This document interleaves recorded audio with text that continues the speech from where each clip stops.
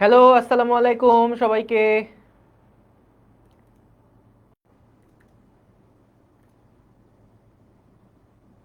দেখো তো সাউন্ড শুনতে পাচ্ছ কিনা, দেখতে পাচ্ছ কিনা? Hello hello hello hello. সবাই কি শুনতে পাও, দেখতে পাও? সু। হ্যাঁ, এই তো করকরা সাউন্ড আসছে, একেবারে একেবারে করকরা সাউন্ড আসছে।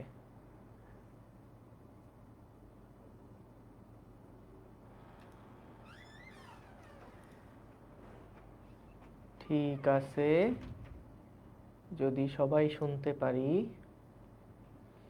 তাহলে তো ভালো। তারপরে বলো, পটেনশিয়াল বুয়েটিয়ান পরীক্ষা কয়জন দিছো এখানে? এইখানে পটেনশিয়াল বুয়েটিয়ান পরীক্ষা কতজন দিয়েছো? এরকম কি কেউ আসো?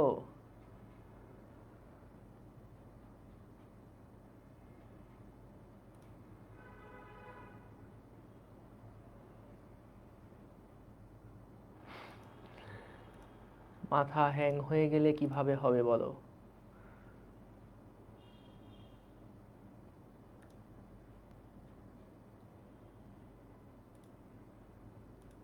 দাঁড়াও, সবাই জয়েন করুক, তারপর শুরু করছি।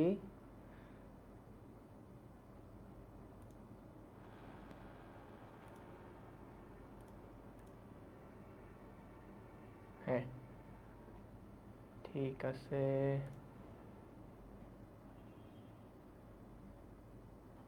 ওকে। হ্যাঁ,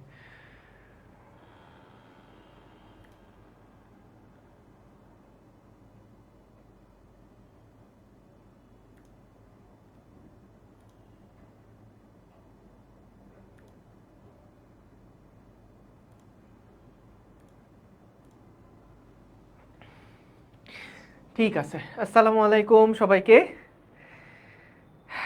ওকে, সো আমরা আজকে হলো লেকচার নাম্বার 9, কাজ শক্তি ক্ষমতা অধ্যায়টার। আমরা লাস্ট ক্লাসে কিন্তু কাজ শক্তি উপপাদ্য রিলেটেড সুন্দর একটা সূত্র দেখছিলাম, এবং আজকে আমরা খুব গুরুত্বপূর্ণ, বইয়ের খুব গুরুত্বপূর্ণ একটা প্রবলেম দেখব, টপিকগুলা দেখব। এই টপিকগুলা মূলত এখান থেকেই প্রশ্ন আসে, হাতুড়ি পেরেক রিলেটেড যে সমস্ত প্রবলেমগুলা সেখান থেকেই মূলত প্রশ্ন আসে। তো এগুলো আমরা দেখব, এবং তারপরে আমরা চলে যাব হচ্ছে সরল দোলকের মধ্যে।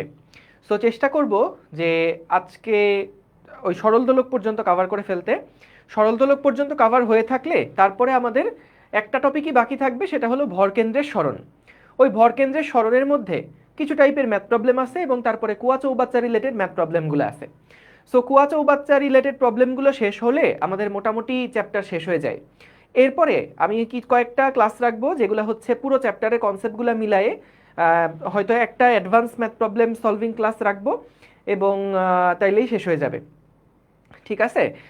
ওকে, ঠিক আছে। চলো তাহলে আমরা শুরু করি। হ্যাঁ, আমরা তাহলে শুরু করি। প্রথমে আগে একটু কাজ শক্তি উপপাদ্য যে এই সূত্রটা ছিল সেটা আগে একটু দেখে আসি। কাজ শক্তি উপপাদ্য যে সূত্রটা ছিল এইটা আগে একটু দেখে আসি। মনে করো এইখানে কোনো একটা বস্তু রাখা আছে। তো কি ছিল, যে এই বস্তুর উপরে যতগুলো বল কাজ করছে, বস্তুটার উপরে যতগুলো বল কাজ করছে, সবগুলো বল দ্বারা কৃত যে মোট কাজ, সবগুলো বল দ্বারা কৃত যে মোট কাজ, সেটা হচ্ছে বস্তুর গতিশক্তির পরিবর্তনের সমান। অর্থাৎ মনে করো এখানে আমাদের কাছে যে বস্তুটা আছে, বস্তুটার যে আদিবেগ ইউ সেটা হচ্ছে 0, এবং এই বস্তুটার উপরে যখন অনেকগুলো বল কাজ করলো, তারপরে দেখা গেল যে বস্তুটা একটা এস দূরত্ব অতিক্রম করলো, এবং এই সময় তার বেগ হয়ে গেল ভি। ইউ সমান 0 না, এখানে ইউটা আদিবেগটা পরে এস দূরত্ব পরে ভি হয়ে গেছে। এখন খেয়াল করো যে তাহলে কাজ শক্তি উপপাদ্য যেটা বলে যে কোনো একটা বস্তুর উপর কৃত যে মোট কাজ সেটা হচ্ছে বস্তুর গতিশক্তির পরিবর্তনের সমান, বস্তুর গতিশক্তির পরিবর্তনের সমান। এখন খেয়াল করো যে আমাদের কি কি কাজ হয়েছে একটা বস্তুর উপরে, যে যতগুলো বল কাজ করছে সবগুলো বল দ্বারাই তো কাজ হয়েছে। সো এখানে কি কি কাজ হয়েছে, একটা হতে পারে এখানে একটা এক্সটার্নাল বল থাকতে পারে, বাহ্যিক কোনো একটা বল থাকতে পারে যে বাইরে থেকে কেউ একজন ফোর্স দিচ্ছে, সেই বল দ্বারা কৃত কাজ হচ্ছে ডাব্লিউ এক্সটার্নাল। এছাড়া একটা কনজারভেটিভ বল থাকতে পারে, বা যেটাকে আমরা সংরক্ষণশীল বল বলছি, মহাকর্ষ বল হতে পারে, স্প্রিং বল হতে পারে, সেই ধরনের বলগুলো দ্বারা কৃত কাজ। এবং আরেকটা টাইপ হতে পারে নন কনজারভেটিভ যে সমস্ত ফোর্সগুলো আছে সেগুলো দ্বারা কৃত কাজ, যেমন ঘর্ষণ বল, বাতাসের বাধা। অর্থাৎ যত টাইপের কাজ করা সম্ভব একটা বস্তুর উপরে, সকল কৃত কাজের যোগফল হচ্ছে বস্তুর গতিশক্তির পরিবর্তনের সমান। এটাই কিন্তু আমরা দেখেছিলাম লাস্ট এক ক্লাস আগে, মানে গত 2 ক্লাস আগে কিন্তু আমরা এই জিনিসগুলো দেখেছিলাম। ওকে, এখন খেয়াল করো, আমরা এরপরে চলে যাই এই একদম সহজ একটা ম্যাথ প্রবলেমে, একদম সহজ একটা ম্যাথ প্রবলেমে। দেখো তো দেখি এই প্রবলেমটা বুঝো কিনা। এই প্রবলেমটা এটা কিন্তু নোট খাতায় তোলার মতন যোগ্য না, এটা জাস্ট আমরা ক্লাসের মধ্যে মনে আছে কিনা, পারো কিনা এটার জন্য একটু টেস্ট দেওয়া। সো দেখো 50 গ্রাম ভরের একটা গুলি, 50 গ্রাম ভরের একটা গুলি, এই যে মনে করো এইটা হচ্ছে আমাদের 50 গ্রাম ভরের একটা গুলি, 50 গ্রাম ভরের একটা গুলি। কি হলো এখানে 10 মিটার পার সেকেন্ড বেগে 60 সেন্টিমিটার পুরু, 60 সেন্টিমিটার পুরু, এই দেখো এটা হলো 60 সেন্টিমিটার পুরু একটা কাঠের তক্তা দিয়ে 2 মিটার পার সেকেন্ড বেগে বের হয়ে যায়। তাহলে ভাই দেখো শুরুতে এটার যে বেগ ছিল সেটা হলো 10 মিটার পার সেকেন্ড, এবং এইটা তক্তাটা ভেদ করার পরে তার বেগ হয়ে গিয়েছে কত, বেগ হয়ে গিয়েছে 2 মিটার পার সেকেন্ড, বেগ হয়ে গিয়েছে 2 metre per second, 2 metre per second এটার বেগ হয়ে গেছে। আচ্ছা, এখন আমাদেরকে বের করতে হবে বাধা দানকারী বল কত। তাহলে বলো তো যখন আমাদের এই গুলিটা এই তক্তা ভেদ করছে, যখন আমাদের এই গুলিটা তক্তা ভেদ করছে তখন ওর উপরে কি কি বল কাজ করছে বলো তো। এর উপর একটা বাধাদানকারী বল কাজ করছে, এর উপর একটা বাধাদানকারী বল কাজ করছে, এর উপরে অবশ্যই একটা এমজি বলও কাজ করছে, একটা এমজি বলও কাজ করছে। এই দুইটা বল ছাড়া আর কি কোনো বল এই গুলিটার উপরে কাজ করছে? হ্যাঁ বলো, এইখানে যে বাধাদানকারী বল এবং আমাদের যে এমজি বল, এই দুইটা বল ছাড়া আর কোনো রকম ফোর্স কি আছে যেটা এই গুলির ওপর কাজ করছে? আর কোনো ফোর্স কিন্তু নাই। তাহলে এই দুইটা বল দ্বারা কৃত কাজ আমাকে হিসাব করতে হবে, সমান সমান হচ্ছে গতিশক্তির পরিবর্তন। তাহলে খেয়াল করো যে আমরা এখানে যখন দুইটা বল আছে ভাইয়া, একটা হলো আমাদের বাধাদানকারী বল, একটা হলো আমাদের বাধাদানকারী বল, এটাকে মনে করলাম এফ, এবং আরেকটা হচ্ছে আমাদের এমজি বল। তাহলে খেয়াল করো এই দুইটা বল দ্বারা কৃত কাজ কত কত হবে বলো তো। আমাদের স্মরণ হয়েছে কোন দিক বরাবর? গুলিটার স্মরণ হয়েছে ডান দিকে, গুলিটার স্মরণ হয়েছে কি বাধাদানকারী বলের উল্টা দিকে। তাহলে আমরা লিখতে পারি এফ ইন্টু 60 সেন্টিমিটার, তো তাহলে 0.6 ইন্টু বলো দেখি কস কত ডিগ্রি হবে। বল একদিকে কাজ করছে, স্মরণ বিপরীত দিকে, মধ্যবর্তী কোণ কত 180 ডিগ্রি, তাহলে এখানে হয়ে যাবে কস 180 ডিগ্রি। এবং বলো তো দেখি আমাদের যে এমজি বল দ্বারা কৃত কাজ কত হবে। আমাদের এমজি বল কাজ করছে নিচের দিকে কিন্তু স্মরণ হচ্ছে একদম ডান দিক বরাবর, তাহলে আমরা কি লিখতে পারি MG into 0.6 into cos 90 degree, cos 90 degree. দেখো বল যেদিকে কাজ করছে স্মরণ তার সাথে 90 ডিগ্রি কোণে, এই জন্য cos 90 ডিগ্রি। এইটা কি যতগুলো বল কাজ করছে সবগুলো বল দ্বারা কৃত কাজের যোগফল সমান সমান হচ্ছে বস্তুর গতিশক্তির পরিবর্তনের সমান। তাহলে গতিশক্তি বলো তো, শেষ গতিশক্তি কত? হাফ এম ভি স্কোয়ার মানে 2 স্কোয়ার মাইনাস হাফ এম, আদিবেগ কত ছিল 10, এখানে লিখলাম গতিশক্তির পরিবর্তন। তাহলে খেয়াল করো আমাদের cos 90 এর মান কত? cos 90 এর মান হয়ে যায় 0। তাহলে এমজি বল দ্বারা কোনো কাজ এখানে হচ্ছে না, এমজি বল দ্বারা কোনো কাজ এখানে হচ্ছে না।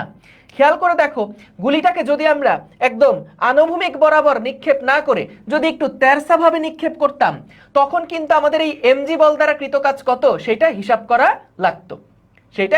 লাগতো, সো তাহলে এটা মাথায় রেখো, যখন একদম আনুভূমিক বরাবর গুলি যাচ্ছে তখন কিন্তু আমাদের এমজি বল দ্বারা কোনো কাজ এখানে হচ্ছে না, কারণ এমজি বল কাজ করছে নিচের দিকে, স্মরণ কাজ করছে কি তার সাথে ঠিক 90 ডিগ্রি বরাবর, ঠিক 90 ডিগ্রি বরাবর। দেখো স্মরণ কাজ করছে, গুলিটার স্মরণ ছিল এই দিকে, তাহলে এমজি বল দ্বারা কৃত কাজ হচ্ছে 0। কিন্তু যদি গুলিটাকে আমরা এরকম তেরছাভাবে মারতাম আর একটু আনতভাবে মারতাম তখন কিন্তু এমজি বল দ্বারা একটা কাজ হতো। সো যাই হোক ওইগুলা কখনো আসে নাই আজ পর্যন্ত, কিন্তু আইডিয়াটা পাইছো।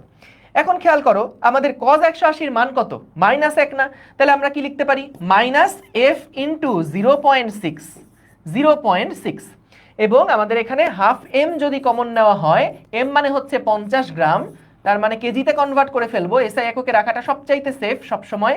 তাহলে এখানে আসে 4 - 100, 2 দুগুণে 4 আর 10 10 100। তাইলে ভাই এখান থেকে আমরা কিন্তু এফ এর যে ভ্যালুটা সেটা বের করে ফেলতে পারবো।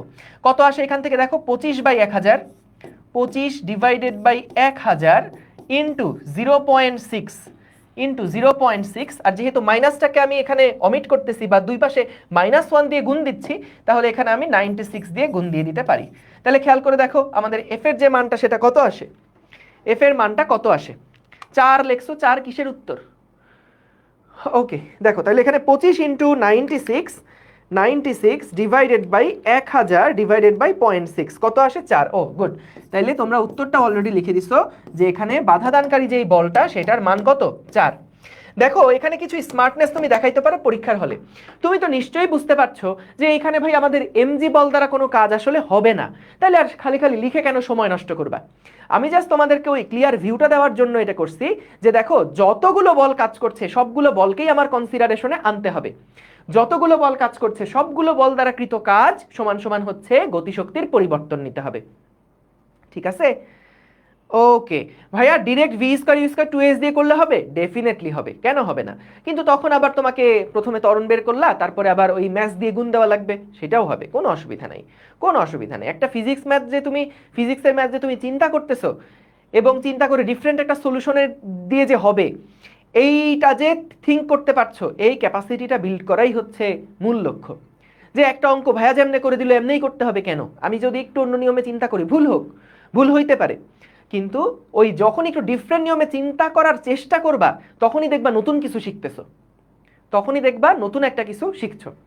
এইবার আসো আমরা যেটা দেখব যে কিছু গাণিতিক সমস্যা দেখব যেইগুলা হচ্ছে দেওয়াল এবং পেরেক।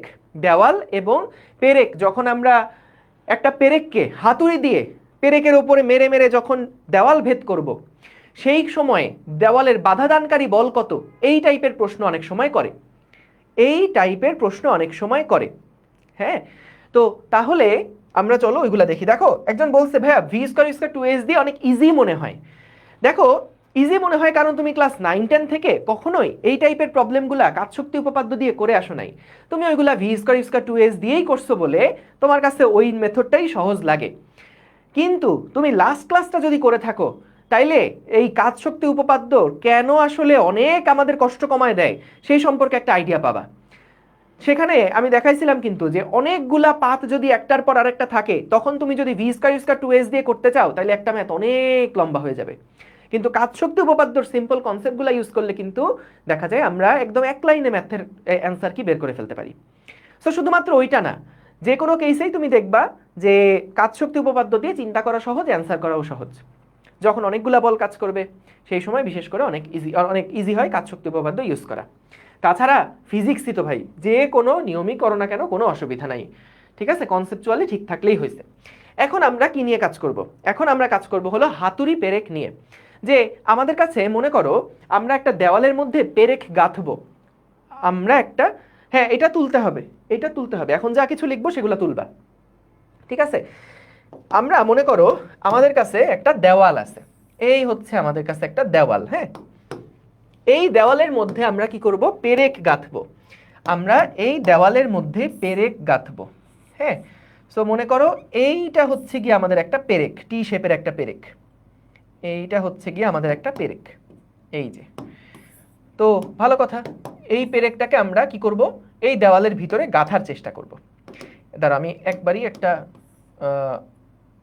একটু সুন্দর করে এঁকে নেই হাতুড়ি, যেহেতু হাতুড়ি বারবার আঁকাই লাগবে, তো আমি একবারে একটা একটু এঁকে ফেলি। ওকে ওকে ঠিক আছে। এবং এইখানে আমি একটা হাতুড়ির ডান্ডা দিয়ে দিলাম, ঠিক আছে, একটা হাতুড়ি, এইটা হচ্ছে আমাদের একটা হাতুড়ি। ঠিক আছে, কি করব দেখো, এই হাতুড়ি দিয়ে পেরেকের উপরে দিব বাড়ি, হাতুড়িটা দিয়ে কি করব? পেরেকের উপরে ভি বেগে আঘাত করব। সো যখন হাতুড়িটা দিয়ে পেরেকের উপরে ভি বেগে আঘাত করব তখন কি হবে?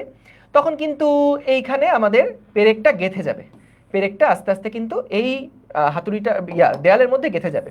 সো আমি তোমাকে কয়েকটা আগে ইনিশিয়াল কন্ডিশন এবং মিড কন্ডিশনগুলো একটু এঁকে দেখাই। যেমন প্রথমে ইনিশিয়াল অবস্থা থাকবে এরকম, এবং তারপরে যেটা হবে এই হাতুড়িটা যখন অ্যাকশনে থাকবে, এরকম করে পিটাতে থাকবে পেরেকের উপরে, তখন কিন্তু একটা নির্দিষ্ট দূরত্বে দেখা যাবে যে পেরেকটা চলে গেছে, পেরেকটা একটা নির্দিষ্ট দূরত্বে চলে গেছে। কতটুকু দূরত্বে গেছে? আমি মনে করলাম এইখানে আমাদের যেই পেরেকটা, সেই পেরেকটা হচ্ছে কতটুকু পেনেট্রেট করছে দেওয়ালে সেইটা হচ্ছে মনে করলাম এক্স দূরত্ব ভেদ করেছে, এক্স দূরত্ব ভেদ করেছে, ঠিক আছে।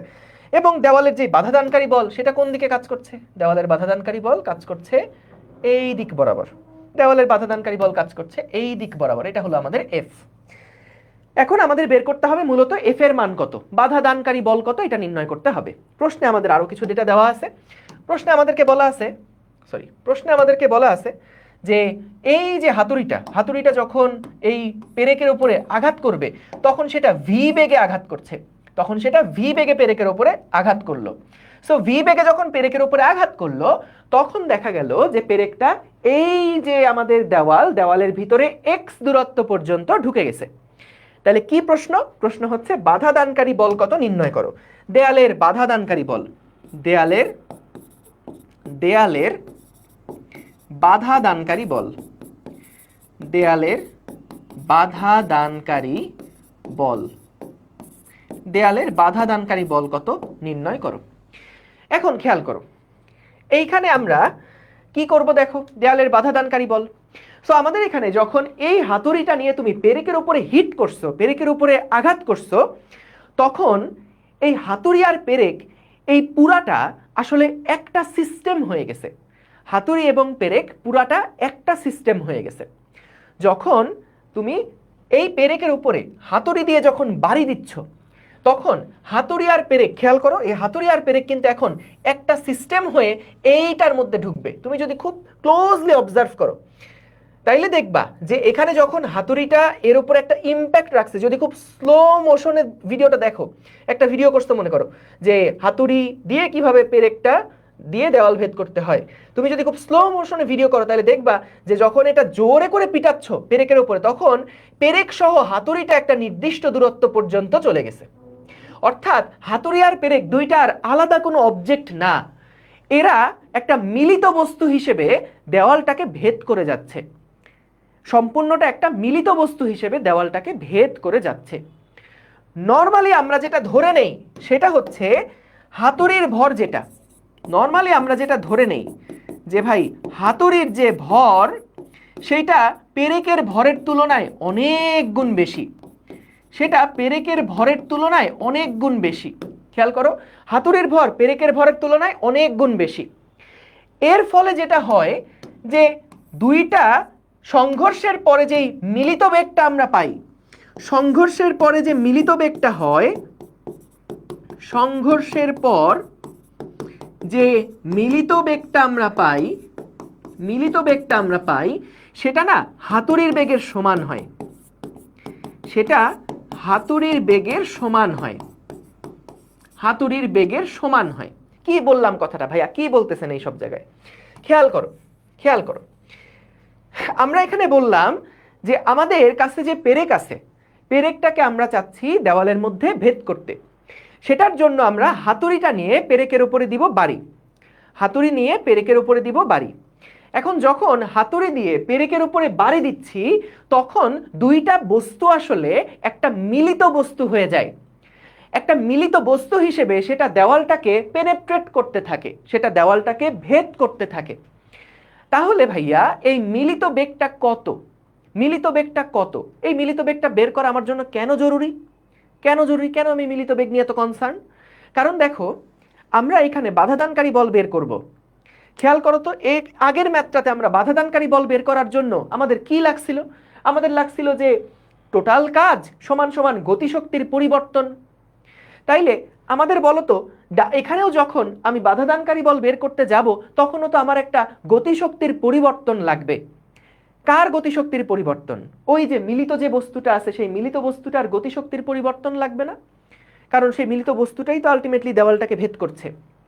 তাহলে যখন এই মিলিত বস্তুটা দেওয়ালটাকে ভেদ করে যাচ্ছে তখন বলতো গতিশক্তির পরিবর্তন বের করার জন্য আমাদের শেষ গতিশক্তি কত বলতো? শেষ গতিশক্তি কত? হাফ এম জিরো স্কোয়ার, কারণ একটা সময় এক্স দূরত্ব যাওয়ার পরে তো এটা থেমে গেছে। তারপরে সেকেন্ড বার তুমি হয়তো আবার ধাক্কা দিবা, সেকেন্ড বারের আলাপটা বাদ, আমরা প্রথমবারের ধাক্কায় বাধাদানকারী বল কত সেইটাই নির্ণয় করতে চাচ্ছি। সো তাহলে যখন এই হাতুড়িটা নিয়ে আমি পেরেকের ওপরে একটা দিলাম বাড়ি, তখন কিন্তু এই পেরেকটা দেওয়ালের ভিতরে এক্স দূরত্ব পর্যন্ত সরে গেল। তাহলে শেষ বেগটা কত হয়ে গেছে? এই পয়েন্টে তাদের শেষ বেগ কত হয়ে গেছে? জিরো হয়ে গেছে না? তাহলে গতিশক্তির পরিবর্তন লাগবে। তাহলে দেওয়াল ভেদ করার আগে তার গতিশক্তি কত ছিল এবং পরে তার গতিশক্তি কত, এই দুইটার পার্থক্য লাগবে না? তো সেই পার্থক্যটার জন্যই গতিশক্তির পার্থক্য যদি বের করতে না পারি, দেখো কাজ শক্তি উপপাদ্য সমান কি ছিল? যতগুলো বল আছে সবগুলো বল দ্বারা কৃত যে মোট কাজ সেটা হচ্ছে বস্তুর গতিশক্তির পরিবর্তনের সমান। তাইলে ভাইয়া গতিশক্তির পরিবর্তন লাগবে তো, অর্থাৎ ফাইনাল গতিশক্তি মাইনাস ইনিশিয়াল গতিশক্তি।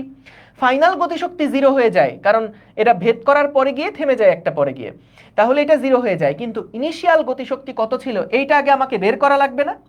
তাইলে ওই ইনিশিয়াল গতিশক্তিটা কিন্তু আসলে দুইটা বস্তুর সংঘর্ষের পরে মিলিত বেগের সমান। এটা কি বুঝতে পারছো? যে যখন এটা ধাক্কা দিল, একটার একটাকে যখন ধাক্কা দিল, ধাক্কা দেওয়ার পরে এই পেরেক আর হাতুড়ি দুইটা মিলিত বস্তু হয়েই কিন্তু এই দেওয়ালটাকে ভেদ করা শুরু করবে, ভেদ করা শুরু করবে। তাহলে আমরা ভেদ করার শেষের বেগটা জানি, তাহলে ভেদ করার শুরুতে বেগ কত ছিল? ভেদ করার শুরুতে বেগ কত ছিল? মোট সমষ্টিগত বেগটা কত ছিল? এইটা আমাকে বের করা লাগবে না? এটা আমাকে বের করা লাগবে না? তো সেই কারণে আমরা কিন্তু এখানে তার মিলিত বেগটা কত এটা আগে বের করতে চাই। বলো এই পর্যন্ত কার কি প্রশ্ন আছে? বলো এই পর্যন্ত বুঝছি কিনা, এই পর্যন্ত বুঝছি কিনা একটু জানাও। জি জি জি, গুড গুড, জি thank you, very good very good. ঠিক আছে, তাহলে এই পর্যন্ত যদি বুঝে থাকি তাহলে ভাই আমার এখন কি দরকার? আমার এখন দরকার যখন এই হাতুড়িটা পেরেকের মাথার উপরে গিয়ে হিট করলো ওই মুহূর্তে তাদের সংঘর্ষের ফলে মিলিত বেগটা কত, সেই মিলিত বেগটা আগে আমাকে এখন বের করা লাগবে। এই মিলিত বেগটা আগে আমাকে বের করা লাগবে। তাইলে এখানে ভাই সংঘর্ষ হয়েছে, মিলিত বস্তুর বেগ, তাহলে এখানে কি অ্যাপ্লাই করব? ভরবেগের সংরক্ষণ সূত্র। সো মনে করলাম আমাদের এখানে হাতুড়ির ভরটা হচ্ছে ক্যাপিটাল এম, হাতুড়ির বেগটা হচ্ছে গিয়ে ক্যাপিটাল ভি। আমাদের পেরেকের যে ভর সেটা হলো স্মল এম এবং পেরেকটা তো শুরুতে স্থির ছিল, তাহলে এটা জিরো, সমান সমান মিলিত বস্তুর যে বেগ হবে, যেহেতু তারা পরে মিলিত হয়ে গেছে তাহলে M plus small M into মিলিত বস্তুর বেগ ভি। মিলিত বস্তুর বেগ ভি কি করলেন ভাই? এখানে ভর বেগের সংরক্ষণ সূত্র অ্যাপ্লাই করলাম, ভর বেগের সংরক্ষণ সূত্র প্রয়োগ করছি। ঠিক আছে, ভর বেগের সংরক্ষণ সূত্র প্রয়োগ করছি। খেয়াল করে দেখো এখানে আমাদের যেই শুরুতে এটা কার বেগ? এটা হলো হাতুড়ির ভরবেগ প্লাস এটা হচ্ছে আমাদের পেরেকের ভরবেগ, সমান সমান হাতুড়ি প্লাস পেরেকের ভর ইন্টু বেগ। দেখো ভরবেগের সংরক্ষণশীলতা থেকে আমরা এইখান থেকে মিলিত বেগটা বের করব। কিন্তু এখানে একটা বড় কনসার্নের ব্যাপার হলো যে আমরা কিন্তু ধরে নিছিলাম কি, যেহেতু আমাদের হাতুড়ির যে ভরটা সেইটা যেহেতু আমাদের পেরেকের ভরের তুলনায় অনেক গুণ বেশি, হাতুড়ির ভরটা যেহেতু পেরেকের ভরের তুলনায় অনেক গুণ বেশি, খেয়াল করো এটা হলো আমাদের ক্যাপিটাল এম, এটা হচ্ছে আমাদের সেই স্মল এম পেরেকের ভর।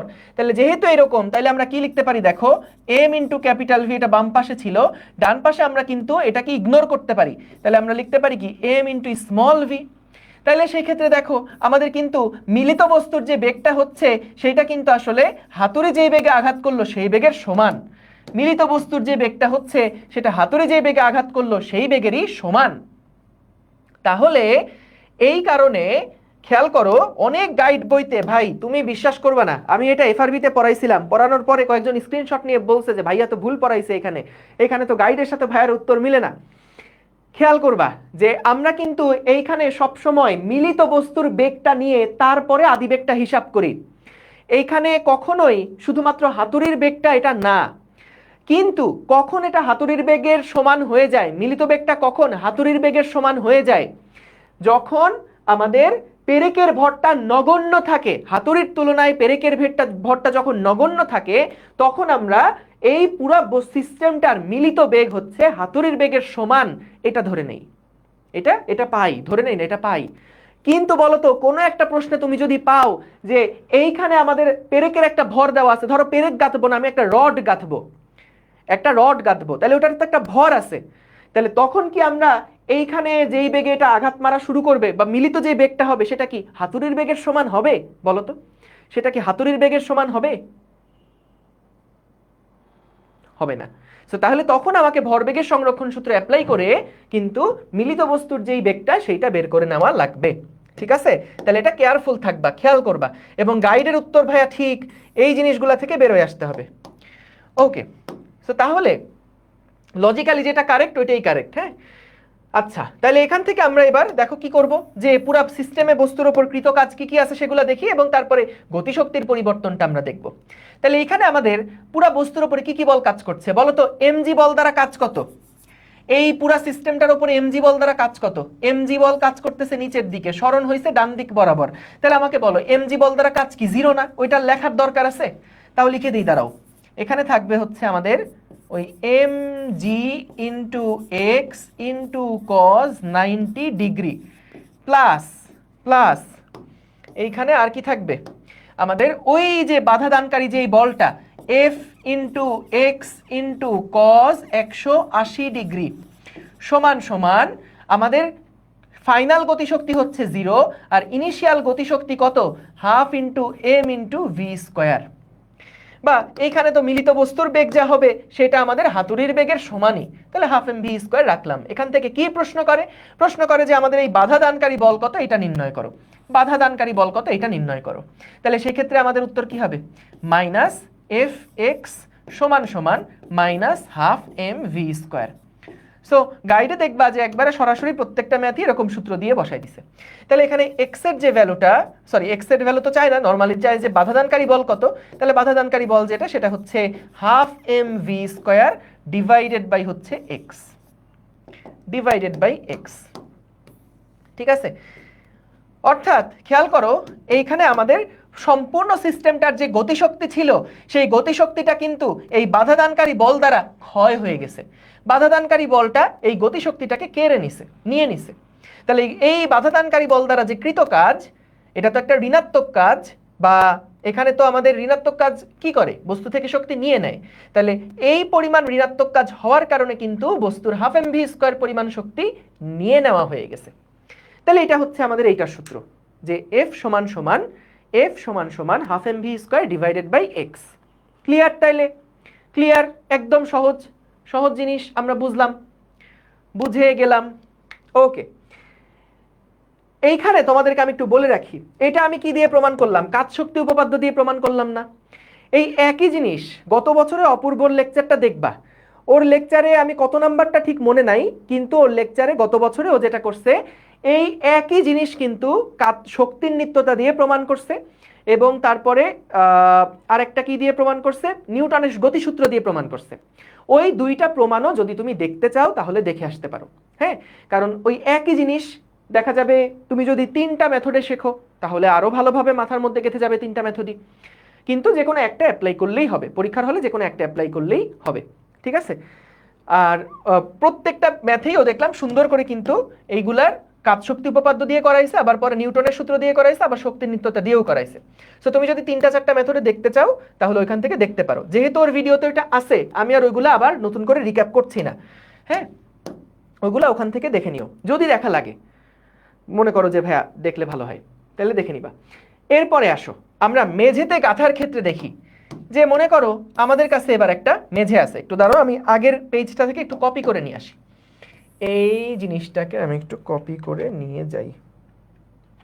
গুড।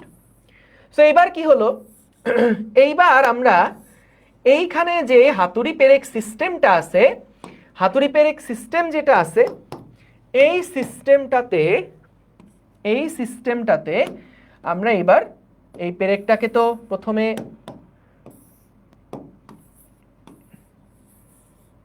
এটা হচ্ছে পেরেকের উপরে এসে পড়লো এবং তারপরে এটা একটা নির্দিষ্ট এক্স দূরত্ব গেল, একটা নির্দিষ্ট এক্স দূরত্ব গেল। সো এইটা হচ্ছে কি আমাদের এক্স, এইটা হচ্ছে আমাদের এক্স, এবং বাধাদানকারী যেই বলটা কাজ করছে, বাধাদানকারী বলটা কোন দিকে কাজ করছে? বাধাদানকারী বলটা উপরের দিকে কাজ করছে। ভালো কথা। এখন খেয়াল করো, যখন যখন এইটার ক্ষেত্রে আমরা চিন্তা করব তখন বলতো আমাদের এই পুরা সিস্টেমটার উপরে কি কি বল কাজ করছে। আচ্ছা, এখানে প্রত্যেকটা কেসের জন্য আমরা এই যে হাতুড়ির ভরকে ক্যাপিটাল এম, ম্যাস এর যে ম্যাসটা সেটা কি স্মল এম, হ্যাঁ এভাবে করে ধরে নিব। হ্যাঁ, এবং এটার তুলনায় নগণ্য। এখানে ভি বেগে আঘাত করছে পেরেকের উপরে, সবকিছু একদম আগের মতন, সবকিছু একদম আগের মতন। জাস্ট আগে আমরা দেয়ালে আঘাত করতাম, এখন আমরা মেঝের মধ্যে পেরেকটাকে গাঁথবো, মেঝের মধ্যে পেরেকটাকে গাঁথবো। তাহলে খেয়াল করো, এইখানে আমরা যখন যতগুলো বল কাজ করছে সবগুলো বল দ্বারা কৃত যে মোট কাজ সেইটা কি, সেটা হচ্ছে বস্তুর গতিশক্তির পরিবর্তনের সমান। তাহলে দেখি কি কি বল দ্বারা কাজ আমরা এখানে পাচ্ছি। দেখো এখানে এম জি বল দ্বারা একটা কাজ হচ্ছে না, এম ইন্টু জি ইন্টু এক্স। বলতো এইদিকে এম জি কাজ করছে কোন দিক বরাবর? এম জি কাজ করছিল নিচের দিকে। এইখানে আমাদের এম জি কাজ করছে নিচের দিকে, এম জি কাজ করছে নিচের দিকে, এম জি কাজ করতেছে আমাদের নিচের দিকে, এবং এম জি কাজ করছে নিচের দিকে, এবং এটার যেই সরণ সেটাও নিচের দিকে। তাহলে কস কত ডিগ্রি হবে? কস 0 ডিগ্রি হবে। প্লাস দেখো বাধাদানকারী বল উপরে এবং সরণটা নিচের দিকে, তাহলে এফ এক্স কস কত ডিগ্রি? 180 ডিগ্রি সমান সমান গতিশক্তির পরিবর্তন। তাহলে ফাইনাল গতিশক্তি 0 এবং ইনিশিয়াল গতিশক্তি হচ্ছে half M V square. Half M V square, এখানে হাতুড়ির বেগটাই সরাসরি বসে যাবে, হাফ এম ভি স্কোয়ার। তাহলে এখান থেকে দেখো এম জি এক্স কস 0 ডিগ্রি, বলো তো কস 0 ডিগ্রির মান কত? কস 0 ডিগ্রির মান 1। তাহলে আমরা এখানে লিখতে পারি না যে এটা হলো এম জি এক্স সমান সমান, sorry, m g x minus F x is equals to minus half M V square. তাহলে খেয়াল করো তো, এখানে আমরা যদি শুধুমাত্র এফ এর ভ্যালুটা বের করতে চাই, এফ এর ভ্যালুটা বের করতে চাই, তাহলে কি হবে? এফ সমান সমান আসছে আমাদের m g x plus half M V square. আচ্ছা, এই এম আর এই এম কিন্তু সেম, দুইটাই কিন্তু হাতুড়ির ভর, এগুলা হাতুড়ির ভর। তাহলে half M V square divided by কত হবে? এখানে এক্স হবে, ডিভাইডেড বাই এক্স হবে। এফ এক্সটাকে ওই পাশে নিয়ে যাও, হাফ এম ভি স্কোয়ারকে পাশে আনো, তাহলেই কিন্তু হয়ে যাচ্ছে। তাহলে বাধাদানকারী যেই বলটা, সেই বাধাদানকারী বলটা হচ্ছে এইরকম। দেখো বাধাদানকারী বলটা হচ্ছে এইরকম, ঠিক আছে? তাহলে এখান থেকে আরেকটা টাইপের প্রশ্ন দেয়। অনেক সময় আমাদেরকে বলে যে এখানে যে হাতুড়ি পেরেক সিস্টেমটা আছে বা হাতুড়িটা আছে, এই হাতুড়িটা কে আমরা ভি বেগে আঘাত করছি এটা বলে না। অনেক সময় তুমি দেখবা প্রশ্ন বলে দিবে এভাবে যে এইটা হলো আমাদের পেরেক এবং এইটা হলো হাতুড়ি, পেরেকের এইচ মিটার উপর থেকে একটা হাতুড়িকে ফেলা হলো। কি বলবে? যে পেরেকের এইচ মিটার উপর থেকে একটা হাতুড়িকে ফেলা হলো, এইচ মিটার উপর থেকে একটা হাতুড়িকে ফেলা হলো। তাইলে ভাইয়া বলো তো, এইখানে যখন হাতুড়িটা নিচে এসে পড়বে তখন এই পয়েন্টে তার বেগটা কত হবে? তার কি সম্পূর্ণ এমজিএইচ যেই বিভব শক্তিটা আছে, এই বিভব শক্তিটাই কি একদম পেরেকের উপরে আসার মুহূর্তে তার গতিশক্তির সমান হবে না? হাফ এম ভি স্কোয়ারের সমান হবে না? তাহলে খেয়াল করো, আগে যে আমরা এখানে ভি বেগে হাতুড়িটা দিয়ে আঘাত করতাম, ভি বেগে আঘাত করতাম, এইটার সাথে এটার পার্থক্যটা কি? এখানে আগে আমরা সরাসরি বলেই দিতাম ভি বেগে আঘাত করছি, কিন্তু এখানে আমরা ভি বেগে আঘাত কিন্তু করছি না। আমরা কি করছি? পেরেকের এইচ মিটার উপর থেকে হাতুড়িটাকে ফেলে দিছি। তাহলে কি ওই এইচ মিটার উপরে ওর যেই বিভব শক্তিটা ছিল, সেই বিভব শক্তিটা নিয়েই কি সে পেরেকের উপরে ওই গতিশক্তিতে এসে পড়বে না? তাহলে আমরা কি লিখতে পারি দেখো, তখনকার জন্য আমরা যেই বাধাদানকারী বলটা পাবো, সেই বাধাদানকারী বলটাতে হাফ এম ভি স্কোয়ারের জায়গায় আমরা কি বসায় দিতে পারি? হাফ এম ভি স্কোয়ারের জায়গায় আমরা কি বসায় দিতে পারি? আমরা বসায় দিতে পারি এমজিএইচ, এমজিএইচ। তাহলে তখনকার বেলায় আমাদের সূত্রে কি চেঞ্জ আসে? এফ সমান সমান আসে হচ্ছে m g into h plus x divided by x, divided by x, ঠিক আছে? ডিভাইডেড বাই এক্স, ঠিক আছে? তাহলে যখন ভি বেগে আঘাত করার কথা বলবে তখন আমরা এই সূত্র ইউজ করতে পারি, এই সূত্র ইউজ করতে পারি। আর যদি আমাদের বলে দেয় যে না, ওই যে পেরেকটা আছে, পেরেকের থেকে মাথা থেকে এই যে উচ্চতা উপর থেকে আমরা একটা বস্তুকে ফেলে দিব, তাহলে সেক্ষেত্রে বাধাদানকারী বল কত নির্ণয় করো, তখন আমরা এই সূত্র ইউজ করব, ঠিক আছে? তখন আমরা এই সূত্র ব্যবহার করব। বুঝতে পেরেছো? বলো। জি, তাহলে সামারি করি।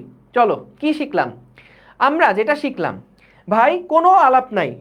শোনো, যেটা করবা আজকে যে ক্লাসটা করছো, রাত্রে একদম ঘুমানোর আগ দিয়ে অথবা কালকে ভোরে উঠে সকালবেলা উঠার পরে একদম না দেখে এগুলো একবার খাতায় প্র্যাকটিস করবা।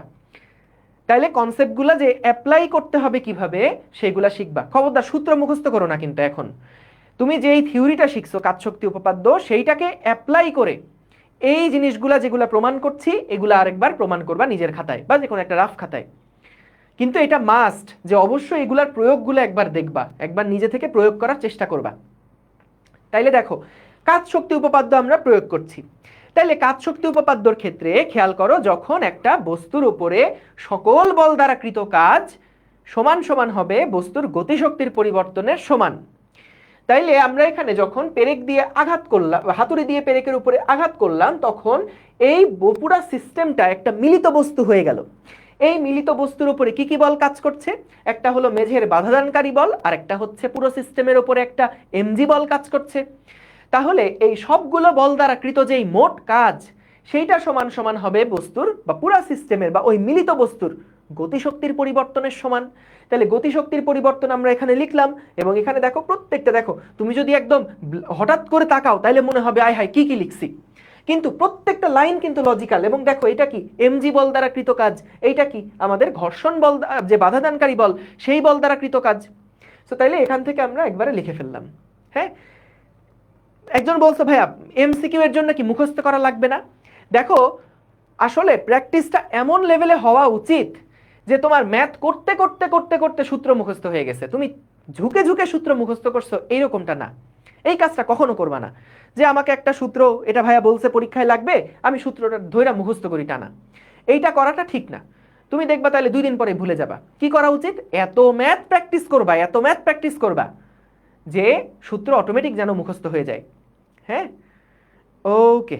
কি বলছো দাদা, এখানে এক্সটার্নাল ফোর্স দ্বারা কাজ কনসিডার করব না? না, এখানে কি বলতো, যখন মিলিত বেগটা তুমি একবার বের করে ফেললা, মিলিত বেগ সংঘর্ষের পরে মিলিত বেগ যখন বের করা শেষ, তারপরের থেকে বলতো আর কোনো বাহ্যিক বল কি এখানে কাজ করছে?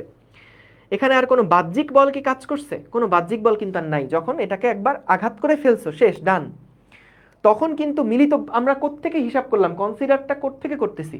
ওই যখন মিলিত বস্তু হয়ে গেছে তারপরের থেকে, অর্থাৎ ওই বাহ্যিক যে বল দিয়ে আমি আঘাত করছিলাম সেইটার ইম্প্যাক্টটা গিয়ে পড়ছে কিন্তু হাতুড়ির বেগ বেগ দিতে গিয়ে। তুমি যে বলতেছো ভাই আমি তো এইখানে যে বলটা দিলাম এটা হিসাব করলাম না, না এটা হয়ে গেছে। তুমি হাতুড়ির ওপরে বল প্রয়োগ করার ফলেই তো এইখানে একটা বেগ পাইছো। সো ওই বেগের পরিবর্তনটাই তো আমরা এখানে হিসাব করতেছি, গতিশক্তির পরিবর্তনটাই তো আমরা এখানে হিসাব করতেছি। ঠিক আছে, ওকে, ঠিক আছে, ঠিক আছে, গেল, বুঝলাম, ভেরি গুড। এইবার তাহলে আমরা মেঝে দেখে ফেললাম, এবার আসো সিলিংয়ে। যে আমরা যখন সিলিংয়ে একটা পেরেককে গাঁথবো, সিলিংয়ে যখন আমরা একটা পেরেককে গাঁথবো তখন কি হবে? তখন কি হবে যখন সিলিংয়ে আমরা একটা পেরেককে গাঁথবো? ধরো এইবার আমরা কি করছি, উপরে মনে করো আমি কোনো একটা লাইট টাইট লাগাবো, সেটার কারণে আমাকে ওই লাইটটা জোড়া লাগায় রাখার জন্য একটা পেরেক এরকম পুঁততে হবে, সিলিংয়ে এরকম একটা পেরেক গেঁথে রাখতে হবে। তাহলে সেই ক্ষেত্রে খেয়াল করো, যখন এটা তো ইনিশিয়াল অবস্থাটা, এটা ইনিশিয়াল অবস্থাটা, এবং তারপরে যখন আমি গেঁথে দিব তখন কিন্তু এই পেরেকটা দেখো সিলিংয়ের উপরে একটু খানি ঢুকে গেল। তাহলে এই যে সিলিংয়ের ভিতরে একটু ঢুকে গেল, এইখানে আমাদের সরণটা কতটুকু হয়েছে? সরণটা হয়েছে উপরের দিকে, এটা মনে করলাম সেই এক্স। এবং আমাদের বাধাদানকারী যে বলটা কাজ করছে সেই বাধাদানকারী বলটা হচ্ছে গিয়ে এফ। এবং আমাদের যে এমজি বল, সেই এমজি বলটা কোন দিকে কাজ করছে? এমজি বলটা কাজ করছে কিন্তু নিচের দিকে। এমজি বলটা কাজ করছে কিন্তু কোন দিকে? এমজি বল কাজ করছে নিচের দিকে। তাহলে এখানেও আসো আমরা হিসাব করি যে প্রথমে কি করতে হয়, যতগুলো বল কাজ করছে সবগুলো বল দ্বারা কৃত যেই মোট কাজ, এইটা হলো বস্তুর গতিশক্তির পরিবর্তনের সমান। তাহলে কি কি বল কাজ করছে? আমাদের এফ বল কাজ করছে। তাহলে এখানে আমি লিখতে পারি এফ এক্স কজ 180 ডিগ্রি, কারণ ঘর্ষণ বাধাদানকারী বল নিচের দিকে আর আমাদের সরণ হচ্ছে কাজ করছে উপরের দিকে। দেখো তো এখানে এখানে যেই এমজি বলটা, এমজি বল পুরা সিস্টেমের উপরে কোন দিকে কাজ করছে? নিচের দিকে। কিন্তু আমাদের পেরেকের সরণ হয়েছে কোন দিকে? উপরের দিকে। তাহলে এখানে আমাদের ওই এমজি বল দ্বারা যে কৃত কাজ এমজি ইন্টু এক্স, সেটাও কি cos 180 ডিগ্রি, সমান সমান আমাদের গতিশক্তির পরিবর্তন। গতিশক্তির পরিবর্তন কি? 0 minus half M V square, half M V square. তাহলে এখান থেকে দেখো মাইনাস এফ এক্স আসছে, মাইনাস এম জি এক্স আসছে, সমান সমান minus half M V square আসছে। তাহলে আমরা এখান থেকে যদি এফ এর মান বের করতে চাই তাহলে কি হবে? Half M V square minus m g x divided by x, divided by x. তাহলে এইটা হলো গিয়ে আমাদের বাধা দানকারী বল। প্রত্যেকটা ক্ষেত্রেই আমরা কিন্তু বাধা দানকারী বল বের করছি। সো এটা হলো আমাদের সেই সিলিং এর বাধা দানকারী বল। ঠিক আছে, এটা হলো কি আমাদের সিলিং এর বাধা দানকারী বল। ডান, বুঝলাম।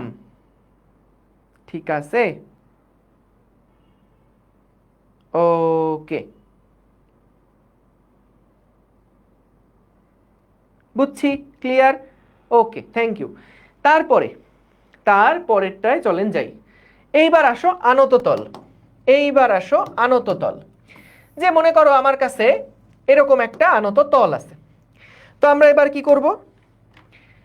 আমরা এবার এই আনত তলের উপরে এই পেরেকটাকে এখন গাঁথবো। আনত তলের উপরে এই পেরেকটাকে গাঁথবো। হ্যাঁ, এবং আমরা ধরে নিচ্ছি বা আমাদের প্রশ্নে দেওয়া আছে যে এখানে আমাদের আনুভূমিকের সাথে আমাদের যেই তলটা, আনত তলটা, সেটা কত ডিগ্রি কোণে আছে? এটা হচ্ছে থিটা ডিগ্রি কোণে আছে। তাহলে খেয়াল করো, যখন আমি পেরেকটাকে গেঁথে ফেললাম তখন মনে করলাম সেটা এইরকম একটা পজিশনে আছে, এরকম একটা পজিশনে আছে। এটা আমাদের শুরুর অবস্থাটা নির্দেশ করছে, এটা আমি শুরুর অবস্থাটা দেখালাম, আর এইটা হচ্ছে আমাদের মানে যখন শেষ অবস্থাটা সেটা দেখাচ্ছি। এখন খেয়াল করো, আমাদের সরণ কোন দিকে কাজ করছে? সরণ কাজ করলো এই দিক বরাবর। এইটা হলো গিয়ে আমাদের সরণটা, এইটা হলো আমাদের সরণ এক্স কাজ করছে। ঠিক আছে, ঠিক আছে। এবং দেখো বাধাদানকারী যেই বলটা, বাধাদানকারী যেই বলটা, সেই বাধাদানকারী বল কোন দিকে কাজ করছে? এই দিক বরাবর কাজ করছে বাধাদানকারী বল। তাহলে বাধাদানকারী বল হচ্ছে এটা এফ, এবং সরণ হয়েছে এই দিক বরাবর। ভালো কথা। এমজি কোন দিকে কাজ করছে বলো তো দেখি? আমাদের পুরা সিস্টেমের এমজি সব সময় সারা জীবনের জন্য এটা কিন্তু নিচের দিকে কাজ করছে। তাহলে নিচের দিকে যদি হয়, এটা হলো আমাদের এমজি। ওকে, এইবার তাহলে আমরা আবারও কি করব? যতগুলো বল কাজ করছে সবগুলো বল দ্বারা কৃত যে মোট কাজ, সেটাই হচ্ছে গতিশক্তির পরিবর্তন। তাহলে এখান থেকে একটু দেখো তো এমজি বল দ্বারা কৃত কাজ কত দেখি। এমজি বল দ্বারা কৃত কাজ, ও সেটা তো এমজি ইন্টু সরণ ইন্টু কজ, এদের মধ্যবর্তী কোণ। কার কার মধ্যবর্তী কোণ? এমজি আর এক্স এর মধ্যবর্তী কোণ বসবে। আচ্ছা বলো তো এমজি আর এক্স এর মধ্যবর্তী কোণটা কত আসলে? এইটা যদি থিটা হয় তাহলে বলো তো এই অ্যাঙ্গেলটাও কি থিটা না? তাহলে আমাদের বলো তো এই এমজি আর এক্স এর মধ্যবর্তী যে কোণটা সেটাও আসলে কি থিটা। এটাই তো আমাদের সরণটা, বুঝতে পারছো?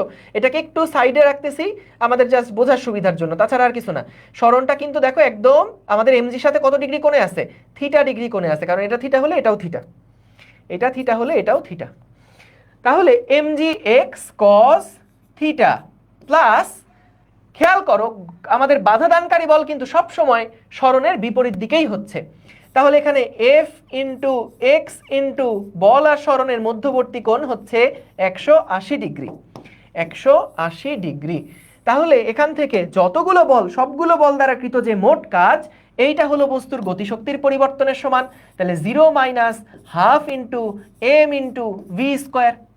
তাহলে এখান থেকে দেখো এমজি এক্স কস থিটা, বিভিন্ন রকম থিটার জন্য কিন্তু এই এমজি এক্স কস থিটার মান বিভিন্ন রকম হবে। এটার সাথে plus half M V square করে দিলাম, আমি এটাকে দুইটাকে এক পাশে নিয়ে আসলাম আর কি। আর এফ এক্স কস থিটা যেটা, সেটাকে অন্য পাশে নিয়ে গেলাম। সো এটা হয়ে গেল এফ এক্স। দেখো বুঝছো কিনা? কজ 180 ডিগ্রি ছিল, তো এটা -1, আর এটাকেও ডান পাশে নিয়ে গেলে মাইনাস হয়ে যাবে। সবগুলা -1 দিয়ে গুণ দিয়ে সবাইকে প্লাস বানাই ফেলছি। তাহলে এফ এর যে মানটা হয়, বাধাদানকারী যে মানটা হয়, সেটা কত হয়? সেটা হচ্ছে এই m g x cos theta plus half M V square divided by x, divided by x, divided by x. Good. তাহলে খেয়াল করো এখানে আমরা লিখলাম mgx cos theta plus half M V square. এইটা না মোস্ট জেনারেলাইজড ইকুয়েশন। কারণ তুমি দেখো আমরা এর আগে যতগুলো ম্যাথ প্রবলেম করছি বা যতগুলো কেস দেখলাম সবগুলো কেসে তুমি যদি জাস্ট এই থিটার মানটা চেঞ্জ করো তাহলেই কিন্তু ওই কেসে বাধাদানকারী বল কত হবে সেটা বের করতে পারবা। কি বললেন ভাইয়া, বুঝি নাই।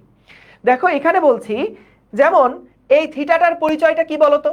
থিটার পরিচয় হচ্ছে mg এবং সরণের মধ্যবর্তী কোণ, mg এবং সরণের মধ্যবর্তী কোণ plus half M V square. V হচ্ছে হাতুড়ির বেগ, এম হচ্ছে হাতুড়ির ভর, ডিভাইডেড বাই এক্স হচ্ছে আমাদের যতটুকু ভেদ করছে সরণটা। তাহলে mg x cos থিটা এইখান থেকে আমরা কিন্তু দেখো mgটা হলো আমাদের ওই হাতুড়ি পেরেক সিস্টেমটা টোটাল ওজন ইনটু x cos থিটা, থিটাটাই মেইন, থিটাটা হচ্ছে mg আর x এর মধ্যবর্তী কোণ। এখন আমাকে বলো তো যখন আমরা সিলিংয়ে মারছি, যখন সিলিংয়ে ছিলাম তখন আমাকে বলো তো এই mg এবং x এদের মধ্যে থিটা কত ছিল? যখন সিলিংয়ে মারছি তখন এই থিটার মান কত ছিল? 180 ডিগ্রি ছিল না? দেখো তো, কারণ তুমি mg কাজ করছে নিচের দিকে আর সরণ হয়েছিল কোন দিকে? উপরের দিকে। তাহলে সিলিংয়ে তখন 180 ডিগ্রি থিটা। আচ্ছা বলো তো আমরা যখন দেয়ালের কথা বলছিলাম, দেয়াল না মেঝে 2 নম্বরে ছিল মেঝে, এটা 3 নম্বরে ছিল, এটা 2 নম্বরে ছিল মেঝে। বলো তো দেখি মেঝের ক্ষেত্রে থিটা এর মান কত? mg ছিল নিচের দিকে, সরণও ছিল নিচের দিকে, তাহলে থিটার মান কত ছিল? 0 ডিগ্রি। আচ্ছা তারপরে বলো তো দেখি আমাদের দেয়ালের ক্ষেত্রে থিটার মান কত? দেয়ালের ক্ষেত্রে থিটার মান কত বলো তো? দেয়ালের ক্ষেত্রে সরণ ছিল ডান দিক বরাবর আর mg ছিল নিচের দিকে, তাহলে দেয়ালের ক্ষেত্রে থিটার মান কিন্তু ছিল 90 ডিগ্রি। এই তো, তুমি এইবার প্রত্যেকটা থিটার মান বসাও, তাইলে দেখবা প্রত্যেকটা থিটার জন্য আমরা এই যে সমীকরণগুলো বের করছি সেই সমীকরণগুলাই আলটিমেটলি আসবে। এই যেমন এখানে এটা 0 হয়ে গেছিল, এটা 0 হয়ে গেছিল। তারপরে এখানে যেমন mg এক্সট্রা প্লাস হয়ে আছে, তুমি দেখো এখানে থিটার মান কত ছিল? থিটার মান হচ্ছে 0 ডিগ্রি, mg আর x একই দিকে, তাহলে mg x cos 0 ডিগ্রির মান কত? 1, তাহলে এখানে ওই সূত্রটা আসলো। তারপরে যখন সিলিং এ মারছি আমরা তখন mg আর x এর মধ্যবর্তী কোণ কত? 180 ডিগ্রি। সো এখানে দেখো mg x cos 180 ডিগ্রি, এখানে মাইনাস mg x চলে আসলো। ঠিক আছে, তাহলে এখান থেকে আমরা কিন্তু দেখো সিলিং, মেঝে, দেওয়াল এই তিনটা কেসের জন্য, যে কোনো কেসের জন্য এখন তোমার এখানে থিটার মান 30 ডিগ্রি হোক, 60 ডিগ্রি হোক, 50 ডিগ্রি হোক, 120 ডিগ্রি হোক, যা খুশি তাই হোক না কেন, থিটাটার মানেটা কি? থিটার মানে হচ্ছে সরণ এবং mg এর মধ্যবর্তী কোণ। সো তুমি যেইটাই বসাবা সেইটার জন্যই কিন্তু বাধাদানকারী বল কত সেটা বের হয়ে আসবে। তো একান্তই যদি সূত্র মুখস্থ করতে হয় সকল কেসের জন্য, তাহলে এই সূত্রটা মুখস্থ করতে পারো। কিন্তু খেয়াল রেখো এই ম্যাথগুলা কিসের জন্য? যখন পেরেকের ভর নগণ্য, তখনকার জন্য। পেরেকের ভর নগণ্য যখন, তখনকার জন্য। ঠিক আছে, পেরেকের ভর যখন নগণ্য তখনকার জন্য এই সূত্রগুলো খাটবে। ওকে, এইবার আসো দেখি যদি অঙ্কটা তুলে ফেলো, এই অঙ্কটা তুলে ফেলো। আচ্ছা এটা তুলো না, এটা জাস্ট প্র্যাকটিস একটা ম্যাথ, এটা ইজি, এটা লাগবে না, নোট লাগবে না, একদম ইজি ম্যাথ, এটা বইয়ের ম্যাথ।